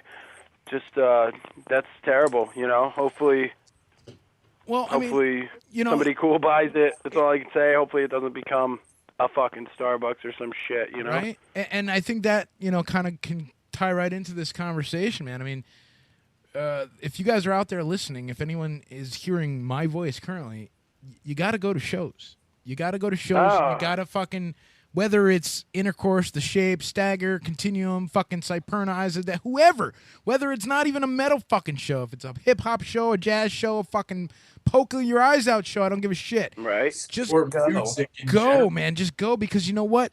By not going, that's what happens. You know, these places get sold. They get, you know, rents too expensive. It's just, Why are people so complacent towards it all, though? Like, why is Well, this like this? I mean, it's not like it's exorbitant rates to go down to a show. I'll tell you downtown why. and Catch a show I'll for like tell you why. $4 or $5. Like, get your fucking money up and go support your buddies. Like, Jesus Christ, you know? I'll tell you why it's so fucked up. The reason it's so fucked up, and this is just my personal opinion, and I'd love to hear from Joe and Brian. You guys definitely chime in on this. My personal Right. opinion on this is the reason that people are so complacent and apathetic about music is because it just doesn't mean what it once meant. It just doesn't mean the same thing. I don't think it doesn't mean as much. I think Yeah, music right, 'cause- means right. a lot to people, but what I think it is that there's just so much out there for people partially that they're just like, well, I could go see these people whenever, you know, it's always going to be around. You know, I see a lot of people kind of taking that attitude, and it's like, dude. Well, but that's yep, that's kind of what I'm getting at. It's not front and center. It's not really something it's not a commodity. It's not like It's because it's so accessible now. it's so Yeah. it's everywhere, Yeah. and it's anywhere, and it's like I can go online and just listen to music anywhere. Why do I need to go see you guys live? I mean, look, dude, live is such a. I know. I mean, you're talking to the It's wrong the cat. experience. You're talking to the wrong cat. I love going to concerts, man. It's one of my favorite things to fucking do, and so help me. I mean, I Yeah, can't. the whole thing slowed down. The whole thing slowed down. Like, you're just talking about one or two situations in platinum this year, and you know, people don't go to shows. The whole thing is just different now. Everything changes, and I feel like it's partly because as time went on, it just became less important. Exactly. The new way of delivering music to people doesn't accommodate artists and like holding a fucking piece of artwork in your hand and reading who engineered it in what Right. shitty town, and you know what I mean? Like, Totally. but kids still care about that. You could still list that and list whatever you want in the social network that you're sharing your music in. It's been compressed down. This is what it is. It's like there's no physical copies. It's just a file, and it's convenient. And I don't know. I know what you mean, Bob. It's terrible and everything, but it still means something to people when they feel music, you know? Well, but as far as coming to shows, people have kids, people have jobs, people get all serious, you know, the older they get, and they lose touch with it because if they're not in the band, they might not see the importance of, like, the dudes my age that still play go out to see shows because they understand the importance of, like, enriching it and giving back. But if you have a kid and a wife and all this other stuff, or a husband and you play or whatever, blah, blah, blah, it's just going to be harder for you to get out, you know? No doubt. And I mean, the other thing is, like, look, I absolutely love fucking going to shows. And, like, 2014 was such a shitty year for me to go to shows and shit. And it actually breaks my heart. And I actually, like, I've apologized to bands for missing a show. And they're like, why are you apologizing? It's like, I actually really sincerely feel shitty when I can't make it. Like, when I can't support. There's more shows. There's always shows. But I know, but it's very endearing that you care that much. And it's the people like you and the people who do own clubs that are straight shooters that come out and support it, man. The dude who draws the flyers is just as important as the dude who books it, because without everybody, you wouldn't have the whole 100% of it, and it's just that simple. Like, it really is that simple. Like, everybody's involved, and you need everybody to pull together. So, absolutely, God bless you guys for doing this show or whatever. You know, it's wonderful. Oh no, totally appreciative, man. And I mean, we do it. I only do this because I'm a music fan with way too much time on my hands. It's really what it comes down to. Thank you for making a kick-ass cassette, dude. I was rocking it again today, man. Right before we fucking started. Wait, which cassette? Your latest one, man, with No Falafel and Birth of a Neighborhood. And all that. Oh, when did you pick that up? Oh, dude, I was rocking it today, man. Oh, that's awesome. You mean you were streaming it? That's great. Thanks, man. Yeah, we got a video coming out for Town Plot Prowler.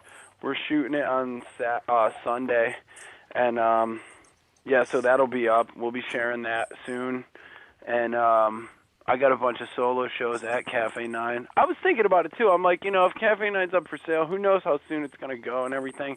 I just hope none of these shows that people have coming up get canceled, or like, I hope the bartenders that work there don't get moved along or they're fired or everything. But you know how time moves things, you know? Yeah, man. And it's a sad truth that things all will alter like that, you know? I wish I had, like, expendable cash, man. I would totally buy a place, you know, like Cafe 9. It's a great little joint, man. Yeah, it's fucking great, man. It's like a little tiny little dive bar, nice inside, you know, small, intimate setting. I've seen so many great bands play there. Locals, you know, they used to do the bangerangs down there all the time. And oh yeah, Dan. Hey, shout out to Drunk Dan. He came out to see. He came out to the Intercourse cassette release show. Nice. That motherfucker bought a cassette too. Holler at your boy.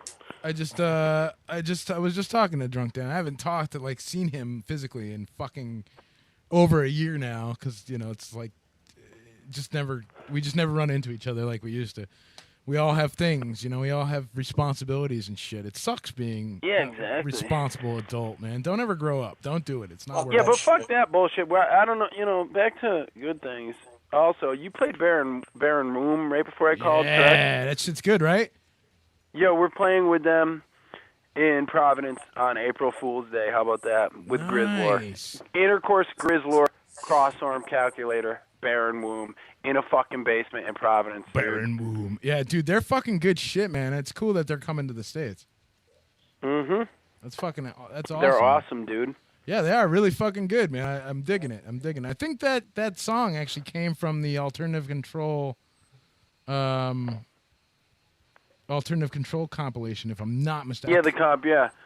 Oh, yeah, I'm pretty sure Thomas from Alternative Control, he's awesome. He's the one, I'm pretty sure, that got them over here, or got that song. Yeah. That's what I heard. But anyway, that guy's awesome. He's a big supporter, too. All of Alternative like Control, those guys are that great. did any blog writing for us, too. Yeah. That shit is awesome, dude. Because it's so funny when you think nobody gives a shit, and then all of a sudden somebody's like, oh, this thing, you know? It's like it's nice, you know? Yeah, it's cool because, again, you know, it's just another way. Yeah. Look, man, the only way to succeed, to quote-unquote make it, is working with others, working together, working with other bands, going out to shows, supporting each other. You know, one of the reasons I stopped booking my own shows was because I felt so shitty that I wasn't making enough shows like other people's shows, that I was like, how can I possibly ask anybody to come out and see a show I put on with bands if I can't make it out to theirs? It's a fucking quid pro quo, man, a tit for tat. Yeah. You know, so Yeah, it's a tough racket though, and you understand that. You know, fuck. are you still in the Waterbury area? yeah, still in Waterbury, still in the same spot actually. It's good, man. So you still, yeah, you know what? I actually, dude, a couple, like maybe it was about a month ago, I listened to the Kali Ma interview when Sean and Todd, and they brought Josh in there with them and shit. Oh, right I on, listened to yeah. that That shit. was a while ago. My God, it was a Yeah. couple years ago now. Yeah, man, it's No way, really? Oh, yeah, because if somebody shared it recently, because I listened to it recently. you know? Yeah, it was a while ago now, because I mean they were still like an active like totally active band then. You know, Oh, now, yeah. now they're kind of like a once in a while, which you know Oh, what, sure, I know. which you know really works. I think other bands may need to consider playing less and making more of a demand for themselves, or playing various places instead of the same old. Yeah, it's a good tactic if you could practice it. You know what I mean? It works for some people if you're calculating it that way. Yeah, I mean, it could come off a couple different ways. It could come off as like kind of snotty, like, we're just like so cool. We don't have to play all the time because we're so mysterious. But that is kind of cool. But then it can also come off a different, you know, it's fun to just play shows. People should just want to play shows. You know what I mean? No question. I just find that like if it's one of those situations where if I could see your band every weekend, Yeah. what makes this show special? What makes it a spectacle? What makes it and of Yeah, course what's the draw? No shit, right. and of course look, like you need a draw. You need like fucking mud wrestling or something. yeah, you need to look. I think, and this is a great conversation. You know, I think the more you make it every show, the more you make a spectacle of it, a circus, a fucking reason for people to come out, the more likely you're going to get people to come out, because it's not just a Spectacle, concert. That's correct. Yeah. You know, it's not just a concert. It's a fucking spectacle. It's something that if you miss it, you're the sorry. asshole. You know, you're the asshole because You're the ass. I love you that, missed dude. it. That's You know, funny. you missed it, and everybody's gonna be talking about it, and you fucking missed it. You know how many shows are like that for me from last year, dude, that I fucking missed, and so many people were talking about, and they're like, "Oh yeah, you weren't there," and I feel like, "Oh fuck, I missed it. I'm a fucking asshole." You know, and that's really how it has to be, man. And you know, these kind of one-off. Dude, it's a ever flowing deluge of creative juices, bro. There'll always be awesome shows that you will be at, that people will be jealous when you're telling the stories, though. You know what I mean? No question. But it's still the mentality of like realizing that, you know, like the more we can make these spectacles, or like a lot of bands for a little money. I'm seeing like like Brian, Monolithic, you guys are doing that a lot, where it's, you know, either a free show or it's like, you know, $5-10.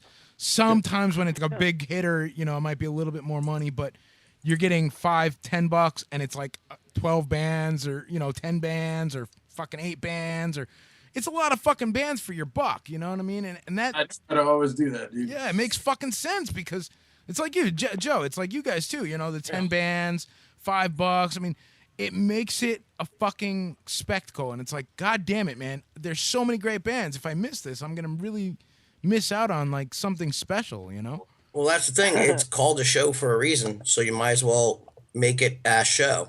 Absolutely. And- Oh, absolutely. And always mix bands Right. together and give other bands opportunities to play with other bands that might be, you know, with them. Think about the lineups. That's always key too. And to say, hey man, these guys haven't played yet with these dudes. This is gonna be a fucking awesome time. They're both great fucking bands. Totally. Yo, shout out the new drummer in Intercourse, Dave. We got a new Shout-outs to drummer, Dave. dude. What's up, Dave? Dave's not here, man. Yeah, exactly. Thank you for knowing that, because you're a certain age. Most kids are like, I don't get it. And They're I'm a like, stoner, "Huh?" so I totally get it, dude. Nah, dude, Mexican American. Yo, dude, fucking. They go out with chicks named Debbie. Yeah, exactly. You know. Such a great Yo, movie. I have also just to also shout out the other single situation I have going on, dude. I have another cassette single coming out really soon with Kevin M.F. King and Mercy Choir. Cool. He's fucking amazing, dude. It's this dude, Paul Belbusty. He's from, like, New Haven area. He's a really good songwriter. He's been around for quite a few years. Mercy Choir. It's weird, like, eerie singer-songwriter shit. He's fucking, like, mad genius, you know? Righteous. He's got a little crazy drum set up. And also, And it's just, wait, is it one dude or? Yeah, Mercy Choir. He has a live band now. Oh, okay. I'm playing with him, too. Actually, you know, I got so many... Yeah, dude, you got so many things going on, man. You dude, told me about... January 22nd at Cafe 9, I'm playing with that dude. Right on. And Eurisco. So that's not that long from now either. January 22nd. I think it's... I don't know what day that is. It's probably a Thursday or some shit. Right. That dude's amazing. 22nd is a Thursday, by the way. It is? Yeah. Yeah, cool. So, also, another dude that I think is a tremendous singer-songwriter around here is Ben Erickson. Getting a little double back here. What? Yeah, no, it's weird. We're getting some weird double back. Now it's gone. Is Kevin gone? Yo. No, Kevin's still here, but that double backing thing, that delay I think or whatever. you're good. It was you're good on here. Yeah, That could be another euphemism. Double backing. Double backing. Exactly. That's what I was thinking. Yeah, it was like fucking reminding me of a Hammer song or something, you know? Spelunking the slime cave. The old Chesterfield rugby. Harpooning the salty longshoreman. Souring the tub. Oh, Jesus. You can tell we all have the same fucking list in front of us, right? Corking the onion. Dude, taking grandma to Applebee's. Look, knobbing. Nah, there you go. Knobbing. That's great. Dipping the stinger in the honey. Nice. So, dude, Kevin, man, best show ever and worst show ever. Oh, jeez. For what project in my whole life? You Yeah, mean? just in general. I mean, look, man, we could split hairs 100 which ways, bro. But best. Dude, my worst shows are like fucking cringeworthy, dude. No, what? We got to talk about it. Tell me, what's the worst one? What's the one that comes to mind? Like train wreck status. Yeah, total train wreck status. Oh, dude. Oh, man. There's been a couple. I played that fucking Elliott Smith tribute show, and people were, like, taping it, dude. Oh, and I Jesus. was a fucking mess, dude, forgetting lyrics, duffing chords. Like, it was really bad, dude. It was bad. And whatever, shit happens, dude. You know what I mean? Whatever. Yeah, Maybe that man. sounds like an excuse. I fucking was playing a lot. Like, every week I was out there, boom, boom, boom, playing. And you're going to have good ones and you're going to have bad ones. You can't win them all, dude, you No know? doubt, So no that's how doubt. I look at that, you know? I just love doing it. And the fact that people even let me plug in and they let me get on show, I'm like, this is fucking rad, you know, dude? Totally. So what about the best show ever? The best show ever? I played some awesome shows with with my brother Rob Spark. Yeah, I don't know. Some good intercourse shows, too. The best intercourse shows are probably, not to I hope this doesn't piss anybody in Connecticut off, but I think our best shows are always in Rhode Island, dude. Those dudes are fucking really supportive, and they tend to be just really supportive of some of the shit from here out there. Knob, do you know who Riotous Outburst Records is? Fuck yeah, Riotous Outburst is gonna fuck shit Yeah. up. Yeah, no doubt. Yeah, Josh is my point, and so is Pat. So it's like they have us.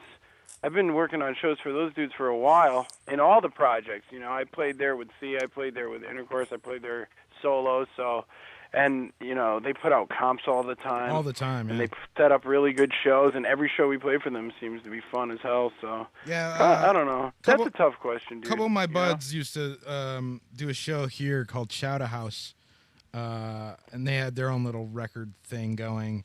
Shout out. Yeah, I remember that. Didn't that become Safety Meeting? No, it's Battle Stag?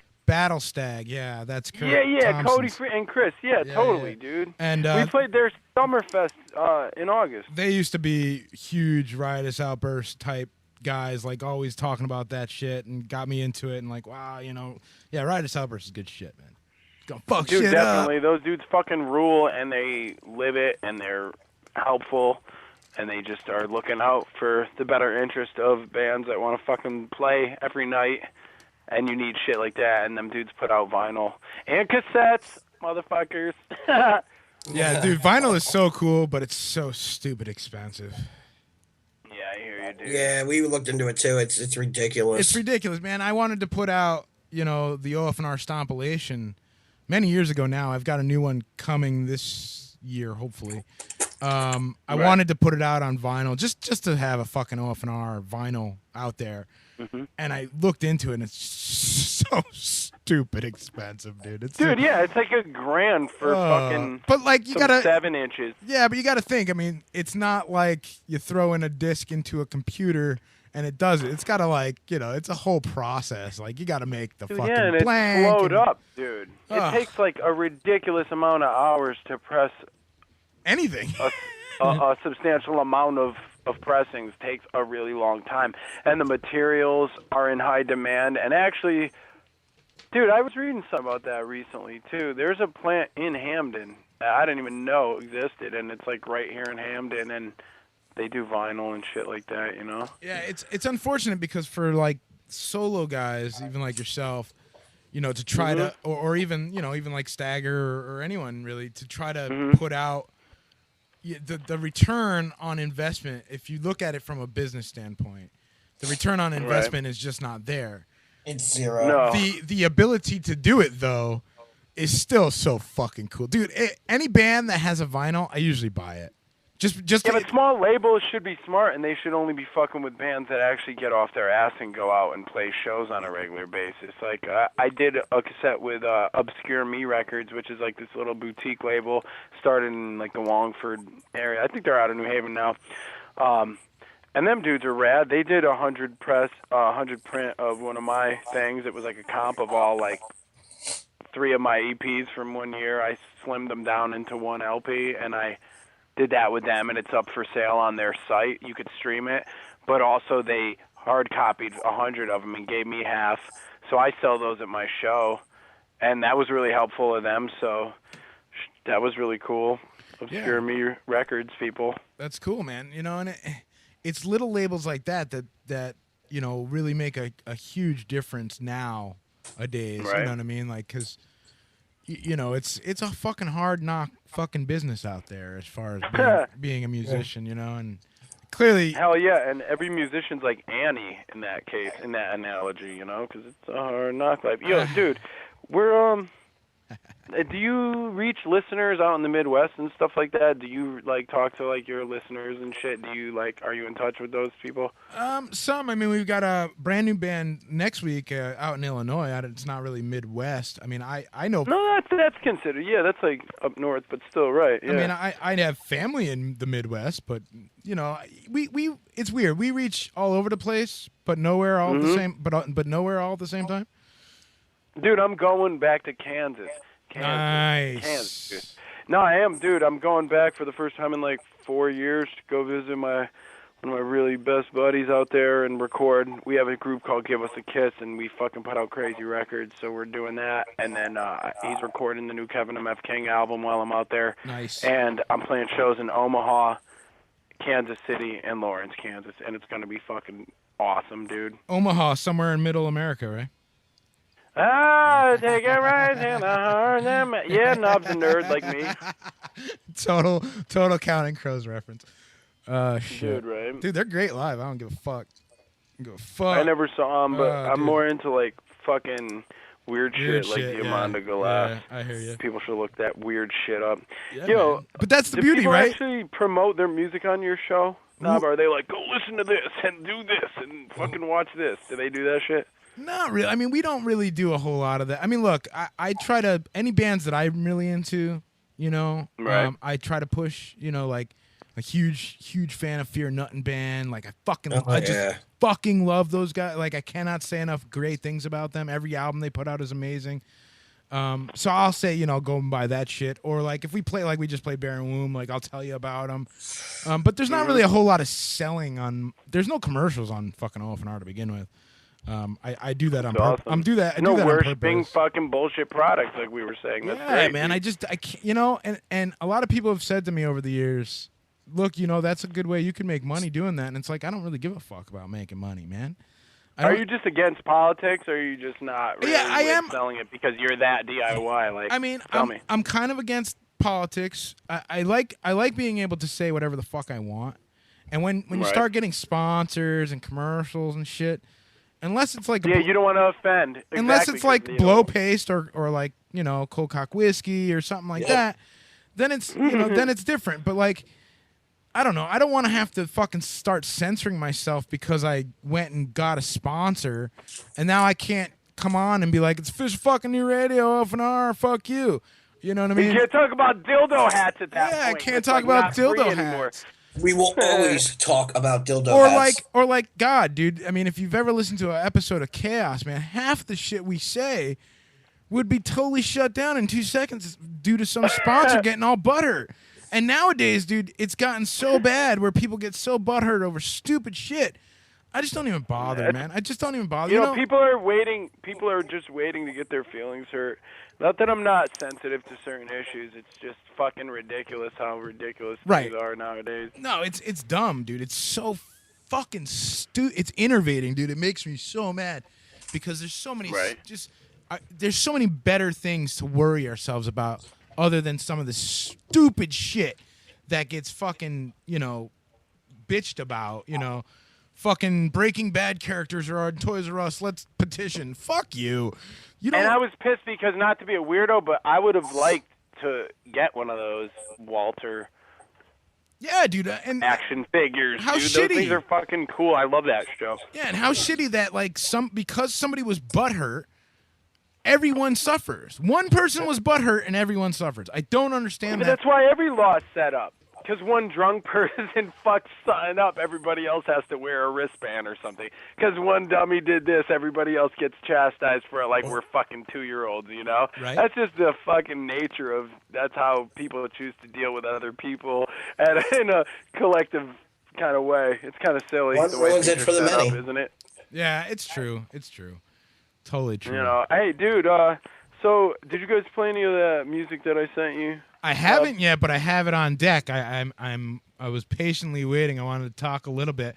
We should play some of this stuff. One in particular, because you told me it's like top secret, hush hush, don't play it unless we're talking about it. So I'm like, all right, well, now I've got you on the phone. Yeah, you could play that one. That would be awesome if you played that, because nobody's heard that. It's like a minute and a half, so it's like, we could talk, we can play it, and then we'll talk a little bit about it. So everybody should turn up their fucking stereos right now. I'm going to play you something so fucking new. Ain't nobody heard it. Except for Kevin and the boys in intercourse, of course. And maybe your girlfriends. Oh, yeah. Right? I mean, the girlfriends probably heard this, right? Right. Right. But nobody else. I'm just trying to make sure, like, we're the exclusive here. That's what I'm trying to get at. No, it's exclusive. Like, I was parked one time and I made somebody get in my car and listen to it just for like a judgmental reason. But no, this is like, it's definitely never been shared or anything like that. Like, right on. So you folks out there who are tuned in right now are going to hear some brand fucking new, and I mean brand fucking new, brand spanking new intercourse right here, right now on Official FN Radio.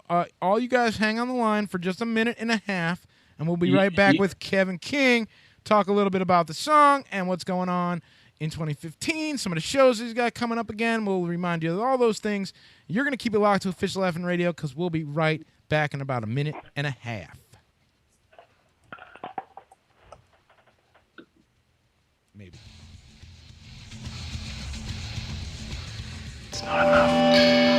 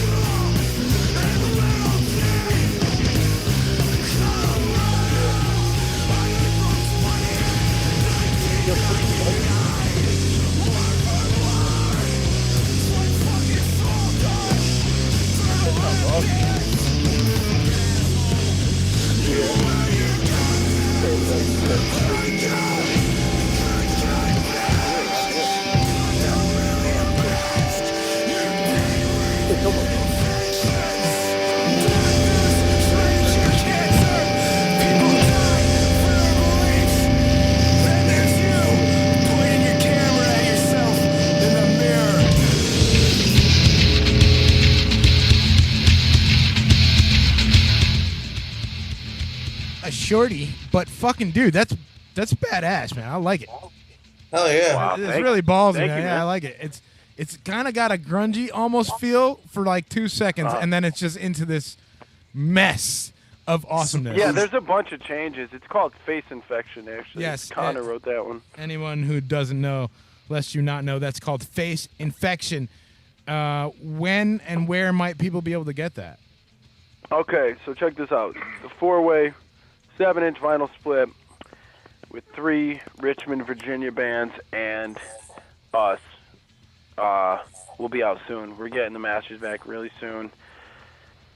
I can't give you a date because I ain't going to be one of those people. There's no set date. You know how people always give you a date and they're fucking full of shit? I ain't going to lie to you guys because I like you. Gotcha. So as soon as we get it, it's going to be ready. It's the day the artwork's ready, we're going to be like, it'll be up for sale. Right. I'm sure people could pre-order it on Bandcamp on our merch site way before that. I know that'll be up there.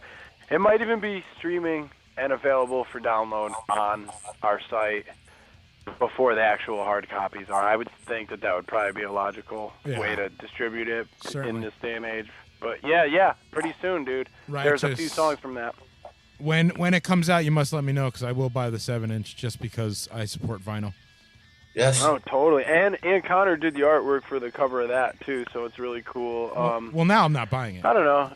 Yeah, but no, it's really cool. We're just No, it is. It's staying totally busy. dope, man. It's I mean, fun. it's cool, man. I think it's rad. That you have this sense of what I feel like musicians ought to have the mentality of. It's fuck it, let's just play and have a good fucking time. Like, you know what I mean? Like, it doesn't need to be. I mean, look, obviously, at the end of the day, you do want to get somewhere with it, but getting people to hear it and playing small little house shows and shit like that, man, that at the end of isn't that what playing music is? I mean, as long as you're playing for Dude, somebody. if you don't love exactly, you just spoke a lot of truth right there, Bob. If you don't love the process of what you're doing, you need to find something new to do, is what I've heard before. Not to mention, you have to just realize that you have to. And people make decisions, and I made a decision that I want to play music, and I wasn't. At first, it wasn't even conscious. It was just something I did when I was younger, and now it's definitely become an obsession as an adult. It's really the only thing I've ever honed. It's not like I'm gonna fucking fix your fucking sink or some shit. You know what I'm saying, buddy? Right. Like I heard that. I have no desire to be a part of society in any way, shape, or form, and I have problems because of that on a daily basis. But that's just how I am. It's how I've been running my life as a quote-unquote adult for years now, and it's just fucking everything is, to me, if you want the total honesty, I just think most of it's fucking silly. All I'm concerned with is creating art and being a good person. And I just want to be nice to people, and I want to have a fun life, and I want to be good because there's a lot of shitty things out there, Oh, no doubt. Seems to my dad was a fucking coal miner from Virginia, and my mom is from West Africa, and her family used to fucking do crazy things. So this is what I'm telling you, people. You're lucky to be alive. No doubt. And to then discuss, find that thing that truly makes you excited and happy and, not grinding out, day in and day out and day in and day out, Because the grind sucks. It fucking blows, man. We can all agree on that one. It fucking blows. So, dude, tell us a little bit about the writing process for Intercourse. I mean, is it a collective? Do you all kind of come together on stuff? Do you tend to write more? Does Connor tend to? How does that work? This is how it started. Me and Ricky had a bunch of songs to go that I wrote. It's usually like I write the music, and demo it, like all of it. I go to my boy Sean Bowen from Murder Vans. Do you know who Murder Vans is? They're awesome. Sean Bowen was the first bass player for Intercourse before we started gigging out. He was like our first bass player that we started bouncing ideas off of so we could audition drummers. So that's how we got our drummer too, was whatever. So Sean Bowen does a lot of help. He helps me a lot to get my demos done. But I write the shit and I demo it. Drums, bass, guitar, and I give it to the band, and they learn it. Connor learns shit super quick, and then he has songs like here and there, you know. So Connor brings his songs to the table, and they're always really good. We keep like most of his shit, so it's awesome, you know. He's much younger than us, so he has like a different perspective on things. So, but generally, I just bang out songs, and then I give them to the dudes. But everybody has their take on it. It's not like I'm telling these dudes what to play. Maybe when they learn it, but everybody has free reign. Like I said, we have a new drummer, and I'm going to miss our second drummer, Billy, who is in Mouth Breather. They're a crazy, crusty band. It's he and his wife's band, and we just played with them at the Savage Patch in New London on New Year's night. That was a fun-ass show. With some bands also from New Jersey, just so you know. Bud Dwyer. Do you know who they are, Mr. Stagger? What bands were they? It's called Bud Dwyer. They're like a crusty grind band. They're awesome. It's a two-piece. No, I actually have to say I don't know them. I have to go check them out. Yeah, people should definitely check them out. We play with them. You know, so just really busy. Stuff like that. Staying busy, loving life, and doing shit. That's great, man. And remind us again the next couple shows that you might have coming up so that we can come check you out if we are so inclined. All right, cool, man. January 18th, I'm playing solo at Cafe 9. That's earlier in the day. It's around 3. It's like I believe that's like a Sunday. It's kind of a matinee thing, you know, solo, singer-songwriter. That's my birthday, mellower, man. creepier side, obviously. You might get touched if you come too close to the stage, you know. I should come out. But, it's my birthday that day. January. Hang out. Oh, really? Whose birthday is it? Mine. It's Knobs. Oh, shit. Nice. Happy Squirt Day, dude. Fucking yeah, even like beforehand, dude. Yeah, man. So, January 22nd, also Cafe 9 with Mercy Choir, Eurisco.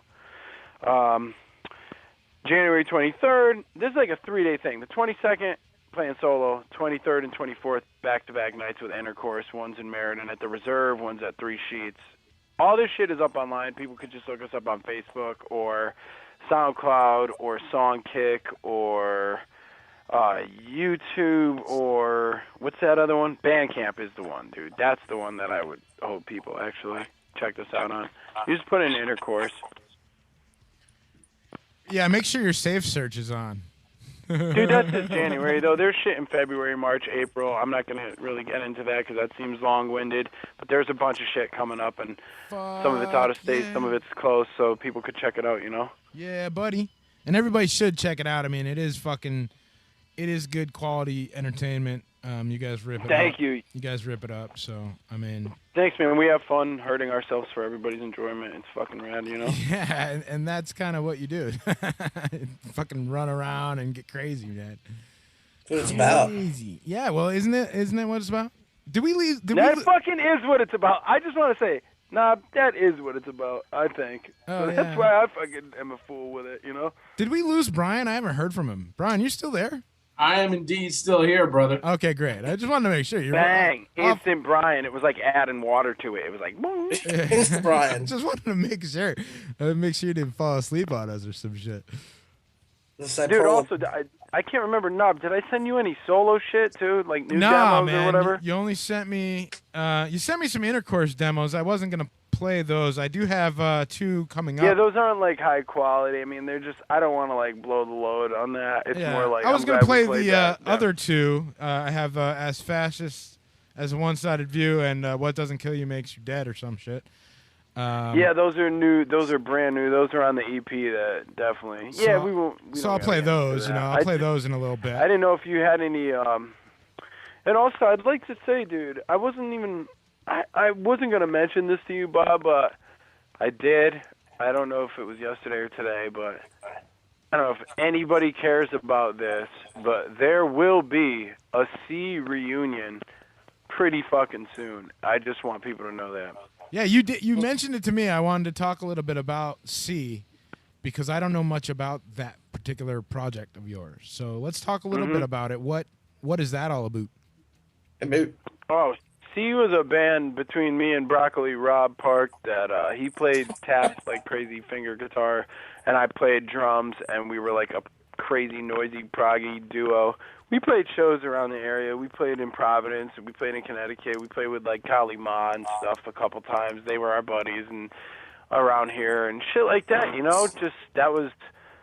It's a crazy band. It was fucking nuts. It's crazy. It was instrumental and just weird shit, crazy time signatures and noisy and no guitar picks allowed. You know, it was all just like finger tap noise music and I don't know. I thought that might have meant. I thought you knew about that shit, Knob, because I definitely have told you about that. I'm sure we've talked about it, dude. But god damn it, man, I talk about a lot of music, a lot. And I'll be damn. I'm sure we talked about it, bro. I'm sure we talked about it when I was doing the TV show many years ago. Well, depending on who's listening, I think that would mean something to somebody out there. So somebody who's listening might be like, "Oh, shit, that's fucking rad," you know? Yeah, man. So if that does mean something to somebody, then we love that dude, and they'll fucking be happy when they hear something new, you know? So that's that, you know? Hell's to the yes, my friend. Well, listen, man, it's 10 o'clock. We're running out of time here. Right. I wanted to make sure that we got all the plugs and stuff in there. Everybody go check out Kevin MF King on Facebook and Intercourse, of course, on Facebook. Check out SEA on Facebook and Bandcamp and all those other fun fucking places. And definitely check you guys out live, man. Because that shit is fucking baller. And, dude, we got to get together just to hang out, you know what I mean? I believe so, dude. You know, honestly, dude, I don't give a fuck who's listening. Fuck you fucking narc, fucking pigs. I love weed. Kiss my ass. And that's, I'm sure, what I'm going to be doing when I fucking see you, Nub. You know what I'm saying? Yeah, I know exactly what you're saying, dude, because that's usually what I'm doing, too. So fuck the police. Nice. You know, because why not? Anyhow, Kevin, dude, hey, man, thank you so much for spending some time with us tonight. Starting off our new year just right, bro. You know, this is our first show back, and it's so awesome to catch up and to talk with you and shit. And definitely hope I can catch some of your shit this year, you know, different shows or whatever. Well, as long as I'm still fucking living, there's plenty of shit going on, you know, plenty of shows, and I hope to see you guys soon, you know, and good luck to everybody. Thanks for having me call in and everything. It's really cool, you know. Thank you, dude. Yeah, Kev, it was good catching up, man. Dude, before you leave, I don't think I have I don't think I have a Kevin MF King breaker for the station. So you got to tell us that you're Kevin MF King of Intercourse and that they're tuned into official fucking new radio. I don't have one of those. I have to do it right now on the air. You got to do it right now on the air, man. What is it? OFNR, right? Yeah, fuck yeah. Okay. I love you, Bob. And then I'm going to hang up because I'm going to feel so shameful for being part of such a whorish promotion team. No, I'm joking. Because I've been pouring my shit out all night. Okay, check it out. Listen, I love you guys. Thanks for having me. This is Kevin MF King of Intercourse, and you've been listening to OFNR Radio. Thank you. Very good, sir. Thank you so much, bro. We will talk to you soon. Let us know when that 7-inch comes out. Let us know when C is coming back. You know, just keep me fucking posted so I can let everyone else know. Okay, I will, man. Peace, brother. Take it easy, man. Later, dude. All right, take care. Later, Kev. Later, y'all. Later. Later. All right, so there you go. Kevin MF King hanging out for the last hour with us. Heard some brand new Intercourse. I got some more brand new Intercourse coming up. We're going to take a little bit of a music break because we've been doing this for about an hour now. I need to go grab some drinkage. I need to go grab a smoke. I need to piss like a racehorse. I'm sure you guys do too. We're going to come back. We're going to do the news. We're gonna God news. We're gonna talk and I about. have some breaking news when you get back. You have breaking news. I do. Do you want to do the breaking news before or after the music break? We'll do it after. I'll make you think. Oh fuck! Breaking news coming up right after the break. I've got brand new Intercourse coming up. I've got brand new fucking Coratory from New York coming up. Nice. I've got some of that brand new Eyes in the Motherfucking Dead in there. And we'll be back in about, 10 minutes or so. So keep it locked to Official Fucking New Radio. Don't go anywhere. Thank you so much for tuning in and keeping it locked. We hope we have been entertaining. The fucking news is coming up next, so that's always a good time. Don't go anywhere. It's Official Fucking New Radio. Joe Stagger, Brian Almeida from The Shape, and myself will be back Indie 180 right here on OFNR. See ya. Well, not yet. We'll be back. I know. Here's some Intercourse. Enjoy.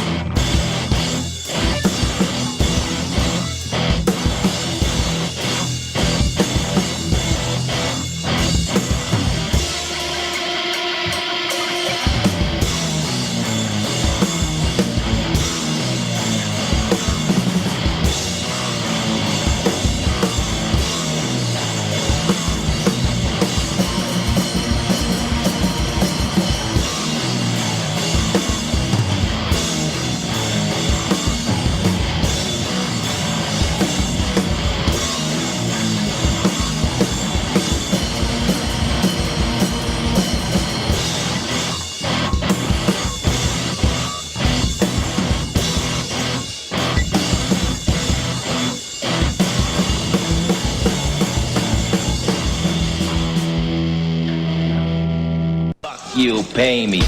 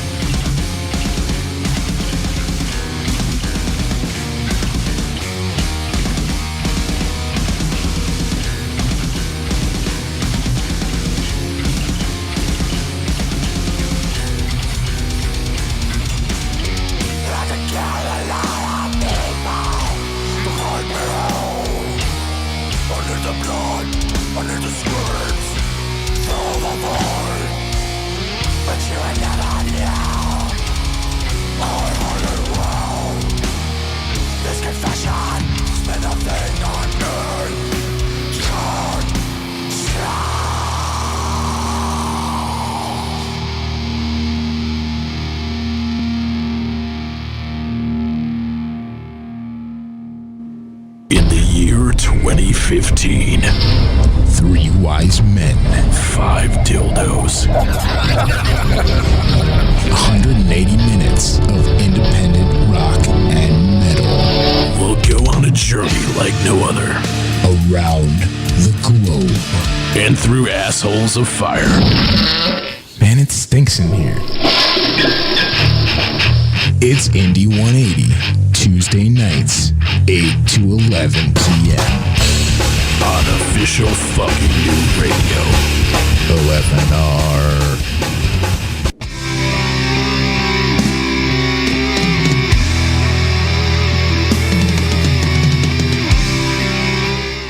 And that is what you are tuned into. 180 fucking minutes worth of independent metal and rock and news.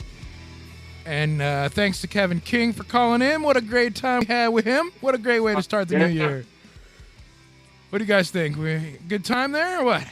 Yeah, he's a fucking awesome dude, man. And those guys they shred, and he really is one of the coolest cats I've ever had the pleasure of hanging out with and knowing through the scene, and just all around great dude. Just in talking to him, he's a good dude, man. Oh, totally. And it was one of those interviews where I didn't have to pull information. You know what I mean? I didn't feel like I was struggling at all. It was more like a conversation. It really was nice. You give a dude like that a live mic and you let him go, man. Yeah. He's fucking great, man. Pretty much like the rest of us, you know? But, so quick shout-outs and thanks to Kevin King. Yo, that was just, you just heard right there, Murders and Execution off the brand fucking new, amazing, awesome, kick-ass record by Eyes of the Dead. expect a album review from OFNR. It should have already been up, but with the holidays and everything else, it's been kind of nutty. I will have it up hopefully the next week or so. I really like to take my time and do those right, so I got to spend some serious quality time with that record. But from what I have heard, it is fucking stupendous. And god damn it, yo, some of those leads, man. Fuck Pat, yo, you are fucking ill, bro. Ill, yo. Quick shout out to Isaac that they recently got a bunch of sponsorships from string companies and pick companies, and god damn it, they're just doing really great things. And what a great band, my god. I know I usually bust their balls, but it's a new year, and I wanted to starting off by saying they're a fucking outstanding Connecticut band. One of the upper echelon, if you will. There are many, but they are definitely one of the godfathers of CT metal. And they cooked OFNR up so immensely over the years just by being who they are. And a great bunch of guys. So go check out Eyes of the Fucking Dead. Before that, brand new music for Coratory from New York, Absolute Zero. That is off The Conquering 3. You can get that album for fucking free. Wow. You can get it for free. It's fucking free. Get that shit now.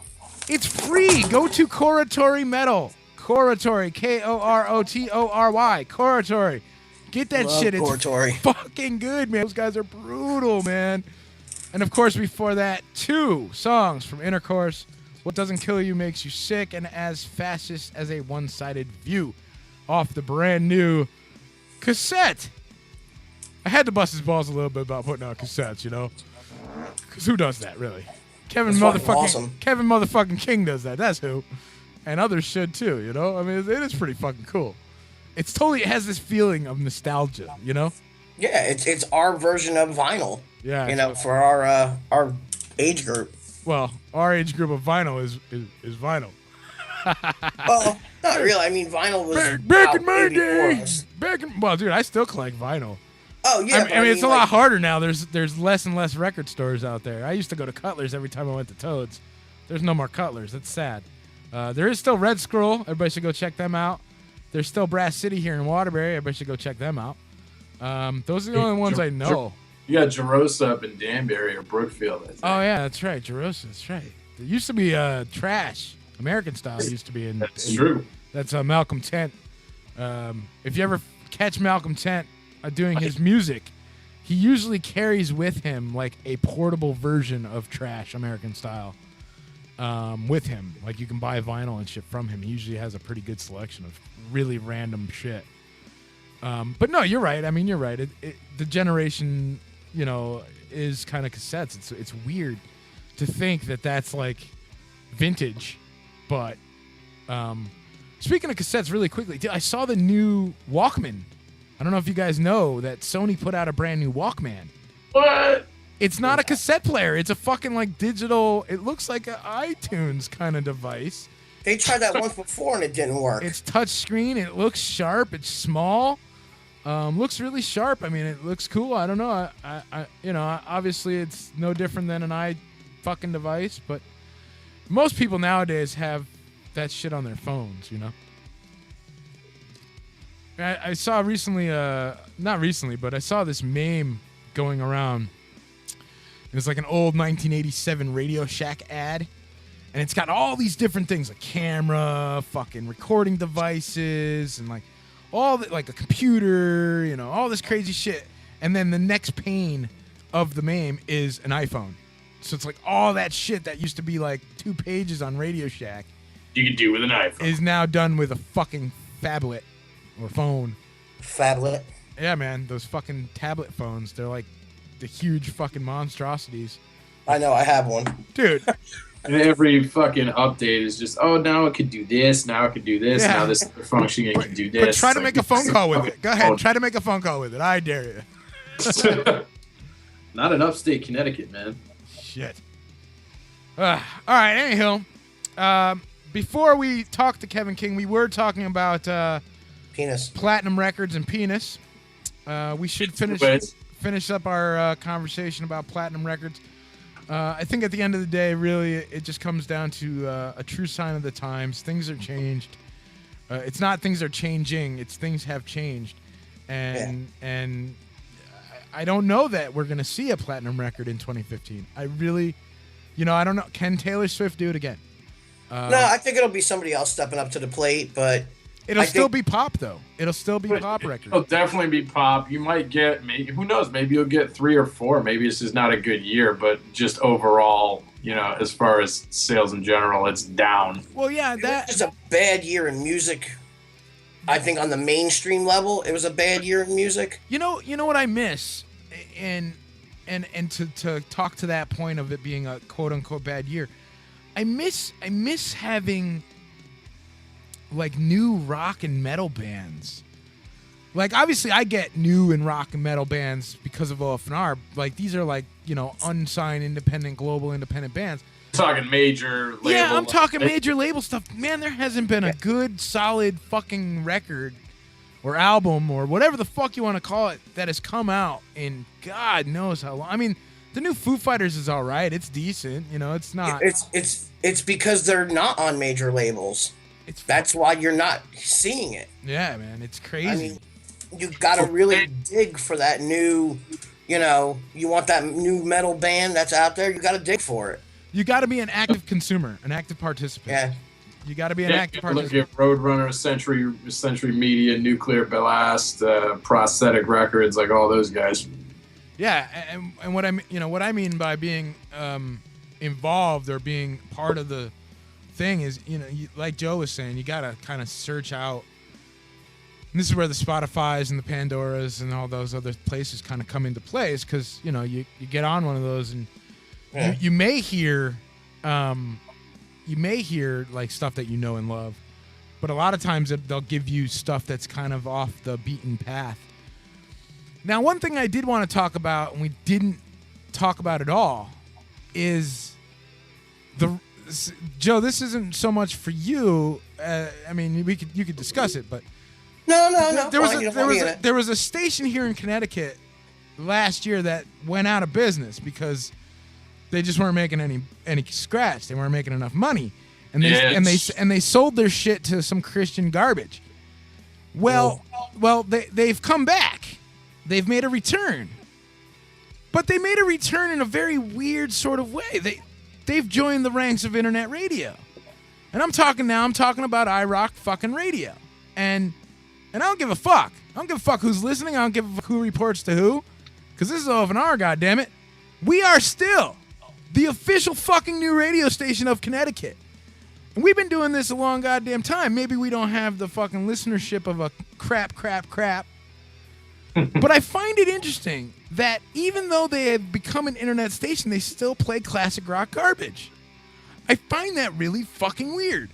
I find that really fucking strange. They don't have to follow those rules. And yet, when I turn on iRock radio, it's classic rock. I mean, you do hear more modern rock than you used to. They're stuck. But they're stuck, man. It's the last footprint of what people knew them to be, man. It's so strange to me. And look, I will give them credit. Recently, since they started, they've had Otan Vargas, which we had here on OFNR first, on their airwaves. He did an acoustic set there. They've had Opus on. They've had some other local bands on. So they are sort of kind of, bringing local bands in and stuff. That's cool. Sounds like they're mimicking someone. Dude, they've been. I don't give a fuck. I don't give a fuck who's listening. I don't give a fuck who knows who. Dude, CCC used to fucking grab stuff from OFNR all the fucking time. I would listen to CCC in the car and I'd hear them do a bit and it's like, man, we did that fucking 3 weeks ago. Or they'd talk about some news story that we covered like a month ago. It's just really fucking. It is what it is, and whatever. I can't prove that happened, but they used to talk about us without saying our name. I've had heated discussions with members of Crap, and I'm not talking about Caroli or Stephen Wayne, who are both fucking awesome dudes. Stephen Wayne actually taught me production in fucking CSB, so I got nothing but great things to say about Stephen Wayne. I just find it really strange that they're stuck in this fucking weird place. You know what I mean? Like, I don't know. It's just strange, and I had to discuss it really quickly, just to point out to the folks out there that, you know, while there may be a bigger, quote unquote, bigger station out there on the internet, OFNR has been on the internet since 2006, doing what we do, truly supporting the goddamn independent scene here locally, globally, tri-state, interstate, out of country. Up your bum. Fuck crap. I don't give a fuck. I don't give a fuck. I did, however, say to them, I did send them a message like, yo, you should put me on your fucking airwaves. Let me do a show. I'll do a fucking 3-hour independent show, no swearing, and I'll rock it out. I'll fucking bring you guys some new bands, you know? No fucking, not even a response. Not even enough to fucking say no. That's competition, man. Not even enough balls to say no. Like, dude, look, I don't give a fuck. I'll continue doing this. I have my own goddamn radio station. What the fuck do I need to go to crap for?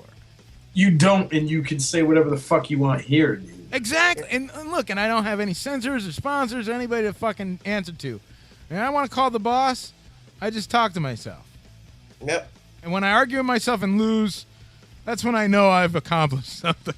Which is quite often, I'm sure. Very, very fucking often. All right, so before we get to the news, because we're running out of time quickly. This show has gone by so quickly tonight. It's 10:30 already here. 1/6/2015, by the way. Things that you should not say to get sex. Joe, you and I brought this one up a couple nights ago. We got together and did a little bit of production. Most of the stuff you've heard tonight. Some stuff that you've heard tonight anyway. Things that you should not say to get sex. Hey, baby, nice shoes. Want to fuck? Probably not going to get you very far. No, it's not gonna.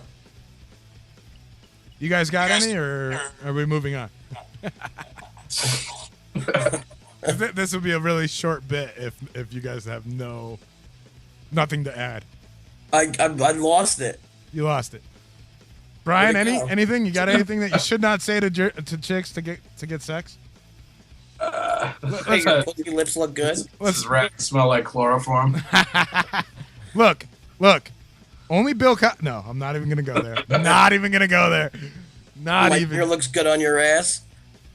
Hey, baby, want to go back to my house and get Bill Cosby?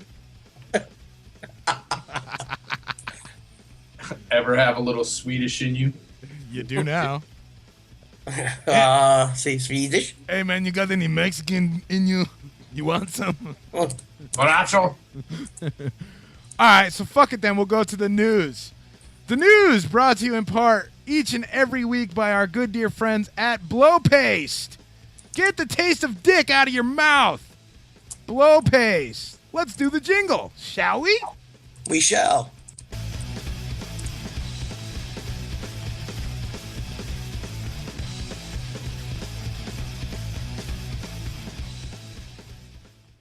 Don't let another blissful moment go to waste. Taste the magic of Blow Paste. So give that salty sausage a peppermint taste with the magic of Blow Paste. Freshen up the job before you turn out the lights, and get a pearl necklace to go with your pearly whites. If you want to make his day and put a smile on his face, taste the magic of Blow Paste. It is time. Oh yes, it is time right now for Knobs News Corner.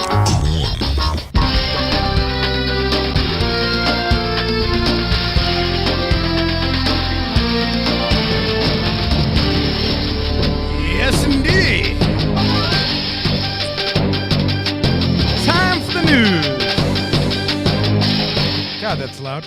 All right, it's time for the motherfucking news. It is January the 6th, 2015. Happy New Year, motherfuckers. 10:33 here at the OFNR studios. We've got some stories to cover, but first, I'd like to give you the fucking weather. The fucking weather brought to you by thefuckingweather.com. That's right, thefuckingweather.com. If you want the latest in news and weather, go to thefuckingweather.com. According to the fucking weather, it's fucking 15 fucking degrees outside. It's fucking cold. I got wang icicles hanging.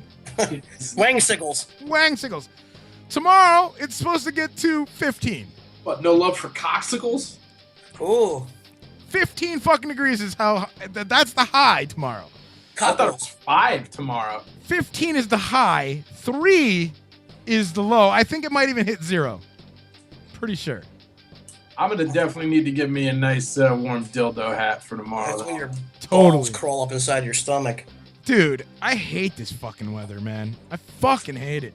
Thursday is supposed to be 20 degrees with a low of 16, partly cloudy. Friday, it's going to be motherfucking 22 motherfucking degrees with a low of 6. I have like a high of 8 for Thursday. Plus with the wind chill and all that, it's going to be fucking cold. I saw there was going to be like fucking 40 mile an hour wind gusts tomorrow, too. Yeah, dude. So look, it's supposed to be 15 and then 40 mile an hour wind gusts. It's going to be like negative fucking 8 or some shit. It's going to be cold, man. It's going to be fucking cold. So look, when you start your car in the morning, start your car, make your coffee, let your car warm up just a little bit. Don't just, turn it on and drive. It's not nice to the vehicle. It's supposed to snow on Friday, too. Some snow showers tomorrow, possibly. Did any of you guys get snow today? Yeah, we got a little bit. Yeah, It was like an inch, and then like within an hour, it was gone.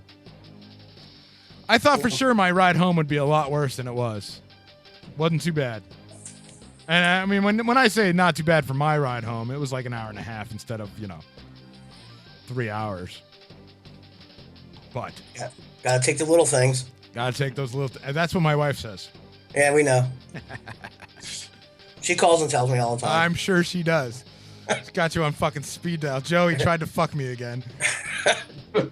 Joe, please tell him to just keep it in his pants. Tell him It barely gets out of the zipper anyway. Tell him to fucking stop because it's like fucking a belly button. Yeah. My belly button's actually bigger than my cock. Yeah. All I right. bet your nipples are too. It's none of your damn business. Now, thank you for staying out of my personal affairs. All right.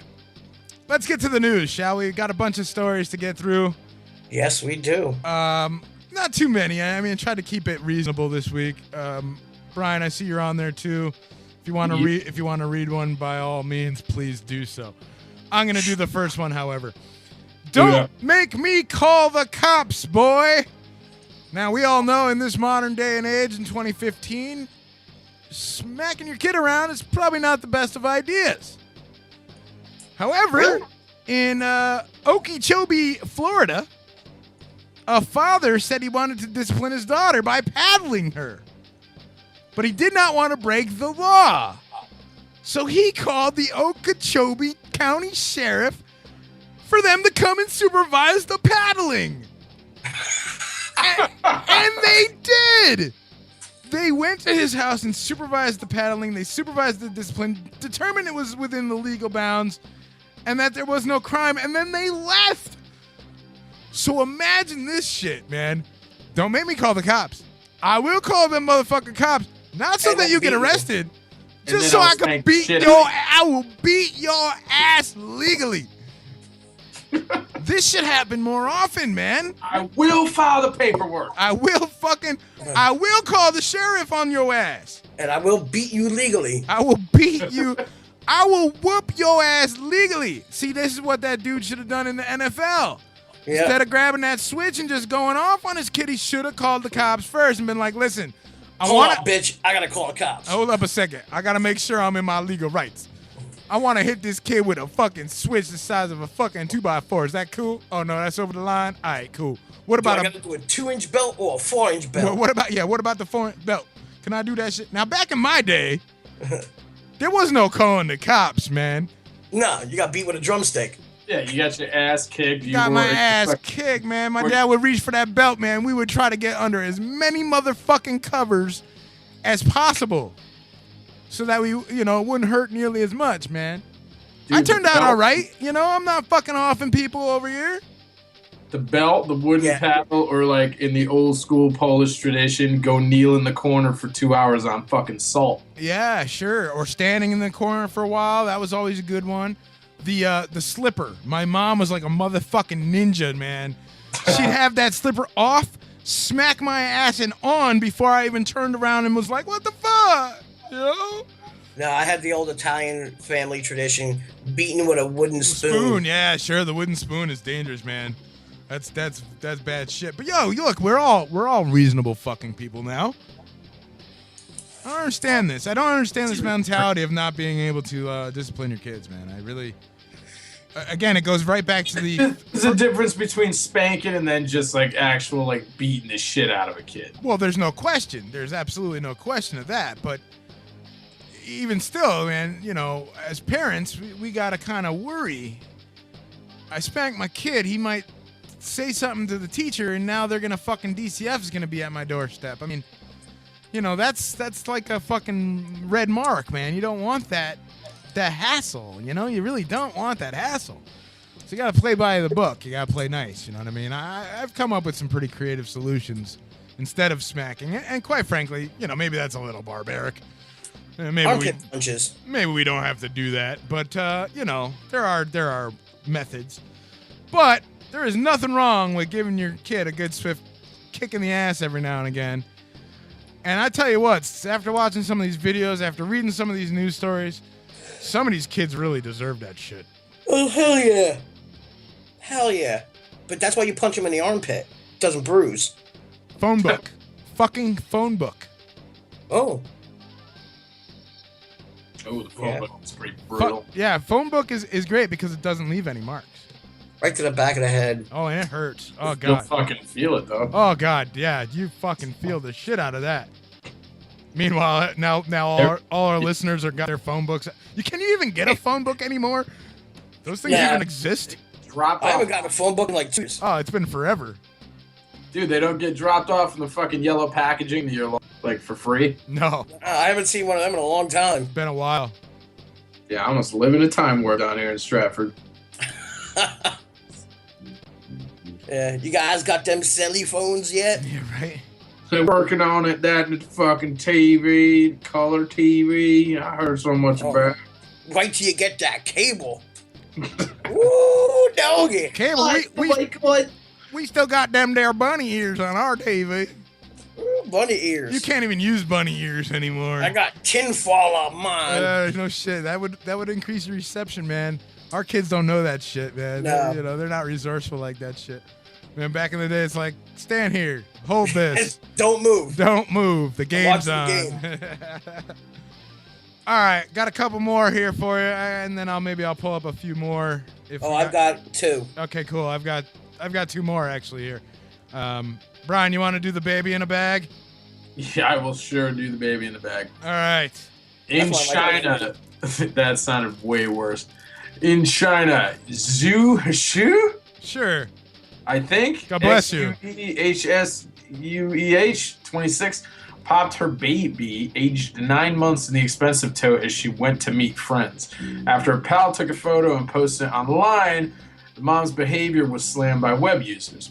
Wule34 posts, "Designer babies, the latest accessory that every woman must have." Zhu defended her actions, saying the tot had only been in the handbag briefly while she chatted to her friends and that the little lad had found it fun. See, look, here's the thing, man. I don't really have any issue with it one way or the other. I mean, to be quite frank, we put babies in all kinds of weird fucking things, Yeah, don't you do that with like those slings? Yeah. And look, I Until don't. they can talk and have an intelligent conversation, why not make them, decoration or decor? Well, I'm not saying like decoration, but maybe there was no other real good place to put the kid right then and there. We don't know how. You have a stroller or something. It's China, man. That place is stupid overcrowded. Yeah. This is one of those things where I think people just it's something to bitch about. Who really gives a fuck? Who really cares that this woman put her baby in a bag? Chinese people do. Apparently. Meanwhile, they eat dog. Yeah. So, They do.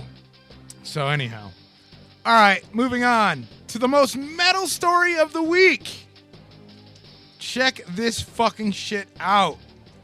In Brazil, a Brazilian man was stabbed in the head with an 11-inch fucking knife and survived the attack and drove himself 2 hours to the fucking hospital. That's a hardcore motherfucker. That is metal as fuck, man. I would not want to fuck with that dude. That's Burzum level. Joacelo Nunes, 30, was arguing with a man at a party in Agua Branca when the other man summoned 3 friends to help him attack Nunes. Nunes said he was stabbed in the throat, shoulder, chest, and head before the knife, which bears an 11-inch blade, was embedded in his head. So before getting the knife in his head, he was stabbed in the throat, in the shoulder, and in the chest, then in the head. So this dude had like 4 or 5 fucking serious 11-inch knife wounds and drove himself 2 hours to the fucking hospital. Knife missed his left eye, passed through his mouth to the right side of his jaw. Is he related to Liam Neeson? How did he not pass the fuck out is what I'm wondering. How was he cognizant enough to drive for 120 minutes after being stabbed in the fucking head? Golly. Because they're Brazilian and the amount of cocaine he probably didn't feel a thing. Maybe that's what it is. Good God, man. Could you imagine? Holy shit, man. You gotta really be some seriously fucked up to fucking get stabbed 5 or 6 times. Have an 11-inch blade stuck in your fucking face and jaw and drive yourself to the hospital. That's a man. That's a true. Machete? Yeah, that's like a fuck. Yeah, that's not a knife. That's not a knife. I'd like to think that this dude was driven by revenge and needed to get to the hospital so he could turn back around and fuck up unholy whoever did that to him. That's like Pig Destroyer metal. I mean, that's just fucking... That's insane. It's nuts. It's fucking insane. All right, Joe, what do you got? Okay, my breaking news is... Oh, yes, that's right. We should have done that first. No, it's good that we waited. So, the trash part is closing. It is a definite. They are closing in March. Yes. But they are reopening in a different part of Brooklyn. Really? Yes. They're pulling a Duff's. Pretty much. Well, see, that's the shitty part, is because, like, Trash Bar is only a block away right now from Duff's. Yeah. We never make it to Duff's anyway. That's true. We're really drunk, but before the nights even get to Dude, you always got to make it to Duff's. Dude, I used to, when Evil Steve was alive, man, we always found some way to make it to fucking Jimmy Duff's. Dude, we couldn't even stand walking out the last time we were there. You're right. That's because of the open bar from 9 to 10 or 8. That's how you know you had a successful evening. 8 to 9, dude. We fucking... Open bar and Stagger's never a good idea. No, it's not. Not for the bar, at least. That's really good to hear, though. I'm glad they're not totally going away. And to be honest, maybe they'll get a better establishment.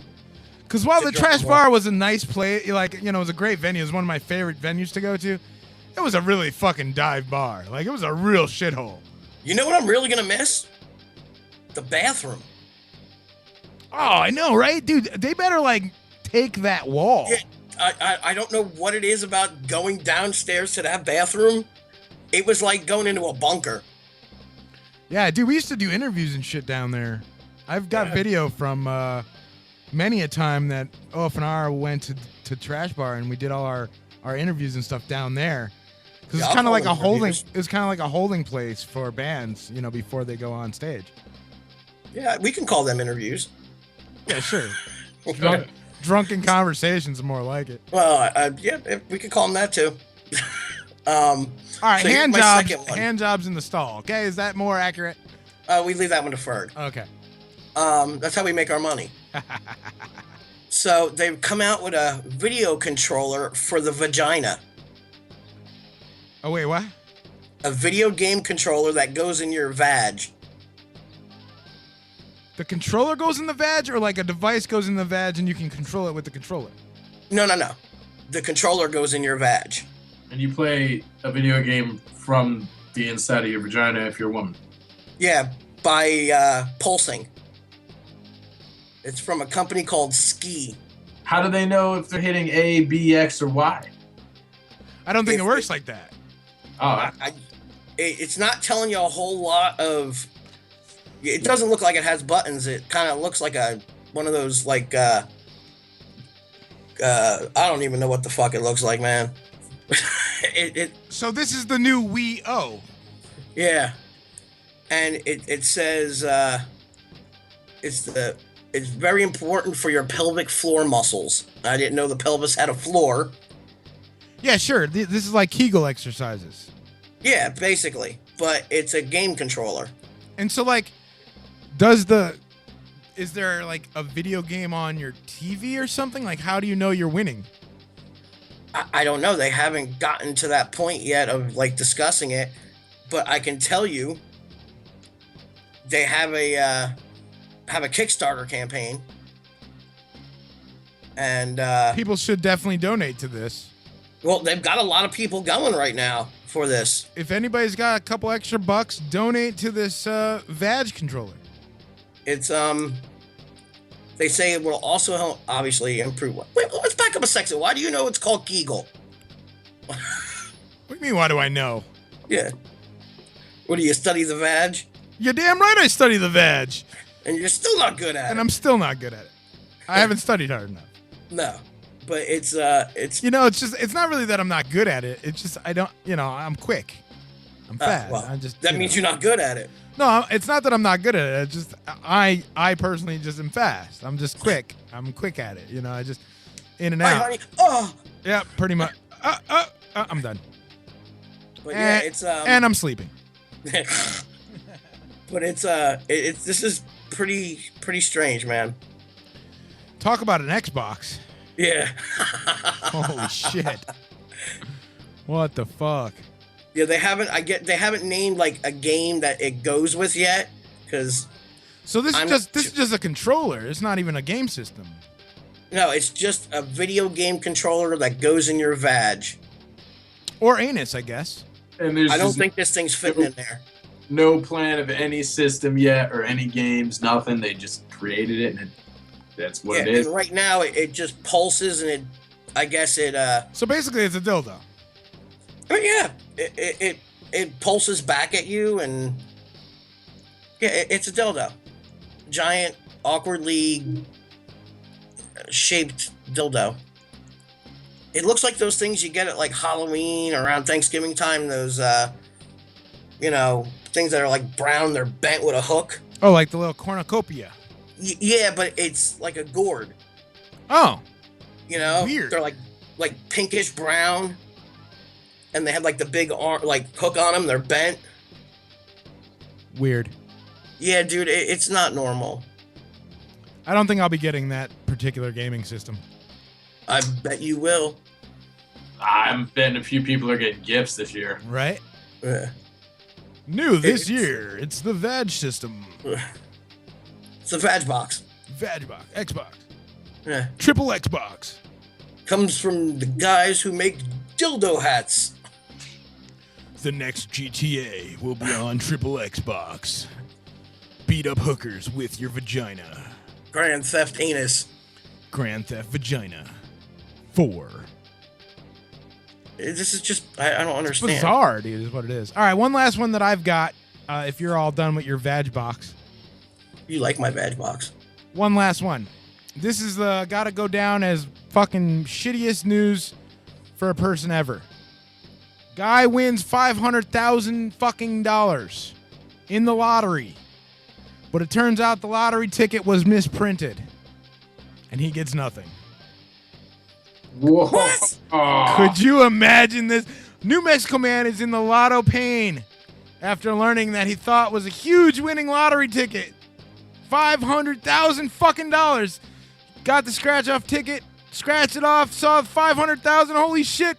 Went to redeem the fucking ticket, and the maximum prize for that particular ticket was only $250,000. So this ticket clearly was a misprint, and the lottery does not, I repeat, does not accept misprinted tickets. This dude wins absolutely butt kiss. So they wouldn't even just be nice and give him $250. Nope. They do not pay off on misprints. And, you know, it kind of makes sense because if you think about it, No, it doesn't. people could, like, finagle a winning lottery ticket. You know what I mean? Dude, they're as bad as a fucking month-old yeast infection. That's fucked up. Could you imagine being this dude? Like, you fucking, you scratch it off and you see $500,000. Like, I would freak the fuck out. I'd be screaming and yelling. I'd be like, I'd quit my job. I'd call them. Be like, you fuckers, I'm getting the fuck out of here. Fuck you, you fucks. And then only to find out it's a fucking misprint. Holy heartbreak, man. Well, if you quit your job on fucking $500,000, you're an idiot anyway. Oh, no, dude, I would totally, in 2 seconds. In 2 fucking seconds, I would quit my current job. Absolutely.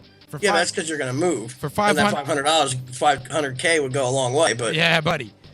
I mean, but normally, I would. he's quitting. Look, I would still work after that, but I would just for the sheer satisfaction of being able to leave. But it's a temporary retirement. A temporary retirement. Yes, that would be awesome.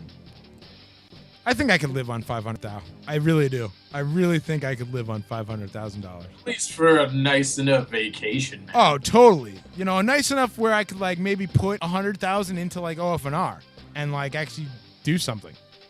Yeah. That'd be cool. Build a studio and like actually do stuff. You do a lot for 500 G's. That's what I'm fucking screaming. Jeez. Anywho, well, it looks like we've come to the end of our show. I can't believe it. It went fucking fast. It flew by indeed. It fucking flew by, man. What a great way to start off the new year. I'm so very excited to have this show in particular. I mean, we're still doing the silly stuff, but I think some of our conversations tonight really are indicating of what potential we have here. Next week, we've got Marwood's Falls from Illinois calling in.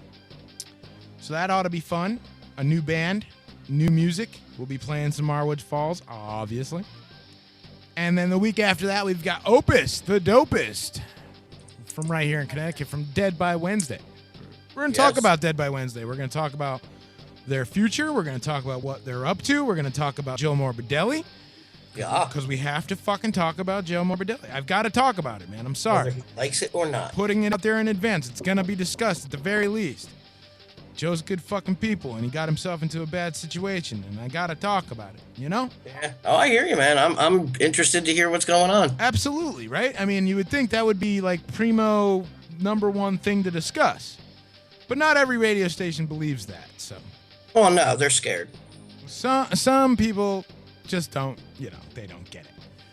But what are you going to do? They can't all be OFNR. No, they cannot. For the people, by the people, with the people, and through the peephole. Because we are the people. Because we are the people. That's right. We are the people that wash your dishes. We are the people that... What's that thing in Fight Club? Do not fuck with us. Huh. Anyhow.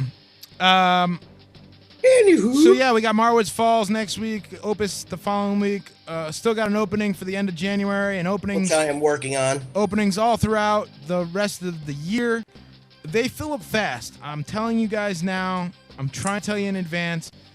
When I have set out, let's say I have all of February set out. In a week, when we come back in a week, hopefully I have all of February filled up. You know, that's how it works, man. I try to fill dates quickly because I like having interviews each and every week with new bands and different artists. And if you know somebody who's in a band, maybe you're in a band or you're a production or do e-zine or blogging or fucking whatever, and you want to talk to us, let me know, man. We'll book just about anybody. I mean, shit, you know? Porn stars, midgets. Oh, dude, definitely, this year's got to be the year. We got to get some of that going. Yeah, really we got a it. porn star. Got to do that, man. I mean, a few years ago, I had a dominatrix live in the studio. That was a fun time, let me tell you. Why don't we go to like the sex fest here in Jersey? We should all get together and go. Oh, dude, we maybe can get one to do the show. Oh, maybe we I'm could, on the go. I am 100% down for that. maybe dude. we could do that. That sounds like a really great idea. You know, the other cool thing that we might maybe do this year, you know, Brian's got that studio over there. Si, senor. You know, and my stuff's mobile, so You do it the right way, the right time. I could be mobile. you know, maybe the live. Short drive from Jersey to Connecticut, Joe. I'm on Southern CT. Yeah, man, and you know, you could always crash here. I mean, that's cool. Yeah, good, because you're gonna have to drive me back to get my car, because there's no way I'm staying sober for that one. Well, of course. But at any rate, I mean, you know, who knows? Who knows what's going to happen this year? We've got so many potential opportunities. I did want to mention really quickly, Chasm is doing a reunion show. We talked to members of Chasm last year. They are doing a reunion show, and OFNR seems to possibly maybe be broadcasting live from that show. Keep it locked for more details. We have not locked that down, but it's a really good possibility. So. There's some really good dudes, man. They're always like sharing and reposting. Oh, I know, man. Hell yeah, they are. It's so great. You know, I wish more people would follow suit, but it is what it is, and I cannot thank Keith and the guys over at Chasm enough for sharing not only OFNR stuff, but anything to do with Connecticut metal. They're so very supportive, and it's really helpful. I mean, it really is. Yeah, dude, he's been sharing the shit out of our stuff. I can't even imagine how to thank that dude. No doubt, no doubt. So, anyhow, obviously, in March, we've got Shore Metal Madness. Yes. Shit is going to be cray. Low death. Not going to want to miss that show. Either show, New Jersey or Connecticut. Brian, you should hop on the bus and come down for Jersey, too. I would fucking love that. You should. We got some crazy shit going on. Yeah, man. I don't think I got anything going on that day, so if that's a formal offer, I think I'll take you up No, on it is most definitely a formal offer. It actually is a demand. And if you're not sure who's playing in the Jersey show, there is a audio clip up on SoundCloud on OFNR, and there's also a nice little video up on the YouTube of Official Fucking New Radio, OFNR, Official Effin' Radio, youtube.com/Official Effin' Radio. Done by the ever awesome Knobster. Yes, indeedy. That's about it, man. I think we've covered it all. I want to thank you guys, of course, for hanging out with me tonight and Thank you. doing this show. Yeah, thank you. It's gonna be a great year. I think we're gonna really have some really great times. A lot of fun. We'll see if maybe we can get some live performances in here somehow, one way or another, from someplace. Yeah. I'm all of like 25 minutes away from you, Knob, so if you ever gotta come down here, so. Yeah, man. All right, guys. All right. Be good, guys. Absolutely. Thanks to everybody tuned in tonight. I want to thanks to Blow Paste for being one of our sponsors. We are working on getting some others, so keep it locked. If you are a business and want to sponsor us but won't get easily butthurt, that's cool. We don't butthurt allowed. We don't ask for money usually, but if you got some extra cash and you want to help us pay for royalties and webs and booze and pot, yes, then great. But otherwise, everybody keep it locked. Have a great week. This is Bob on the motherfucking knob. This is Joe Stagger.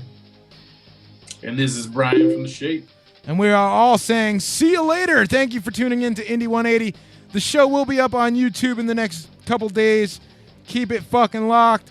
And we return now to an all-independent month. That's right, all month long. Playing nothing but global independent music from around the fucking globe. You guys got any requests? You want to hear something specific? Anything in particular? Or? Like to hear some more of The Shape.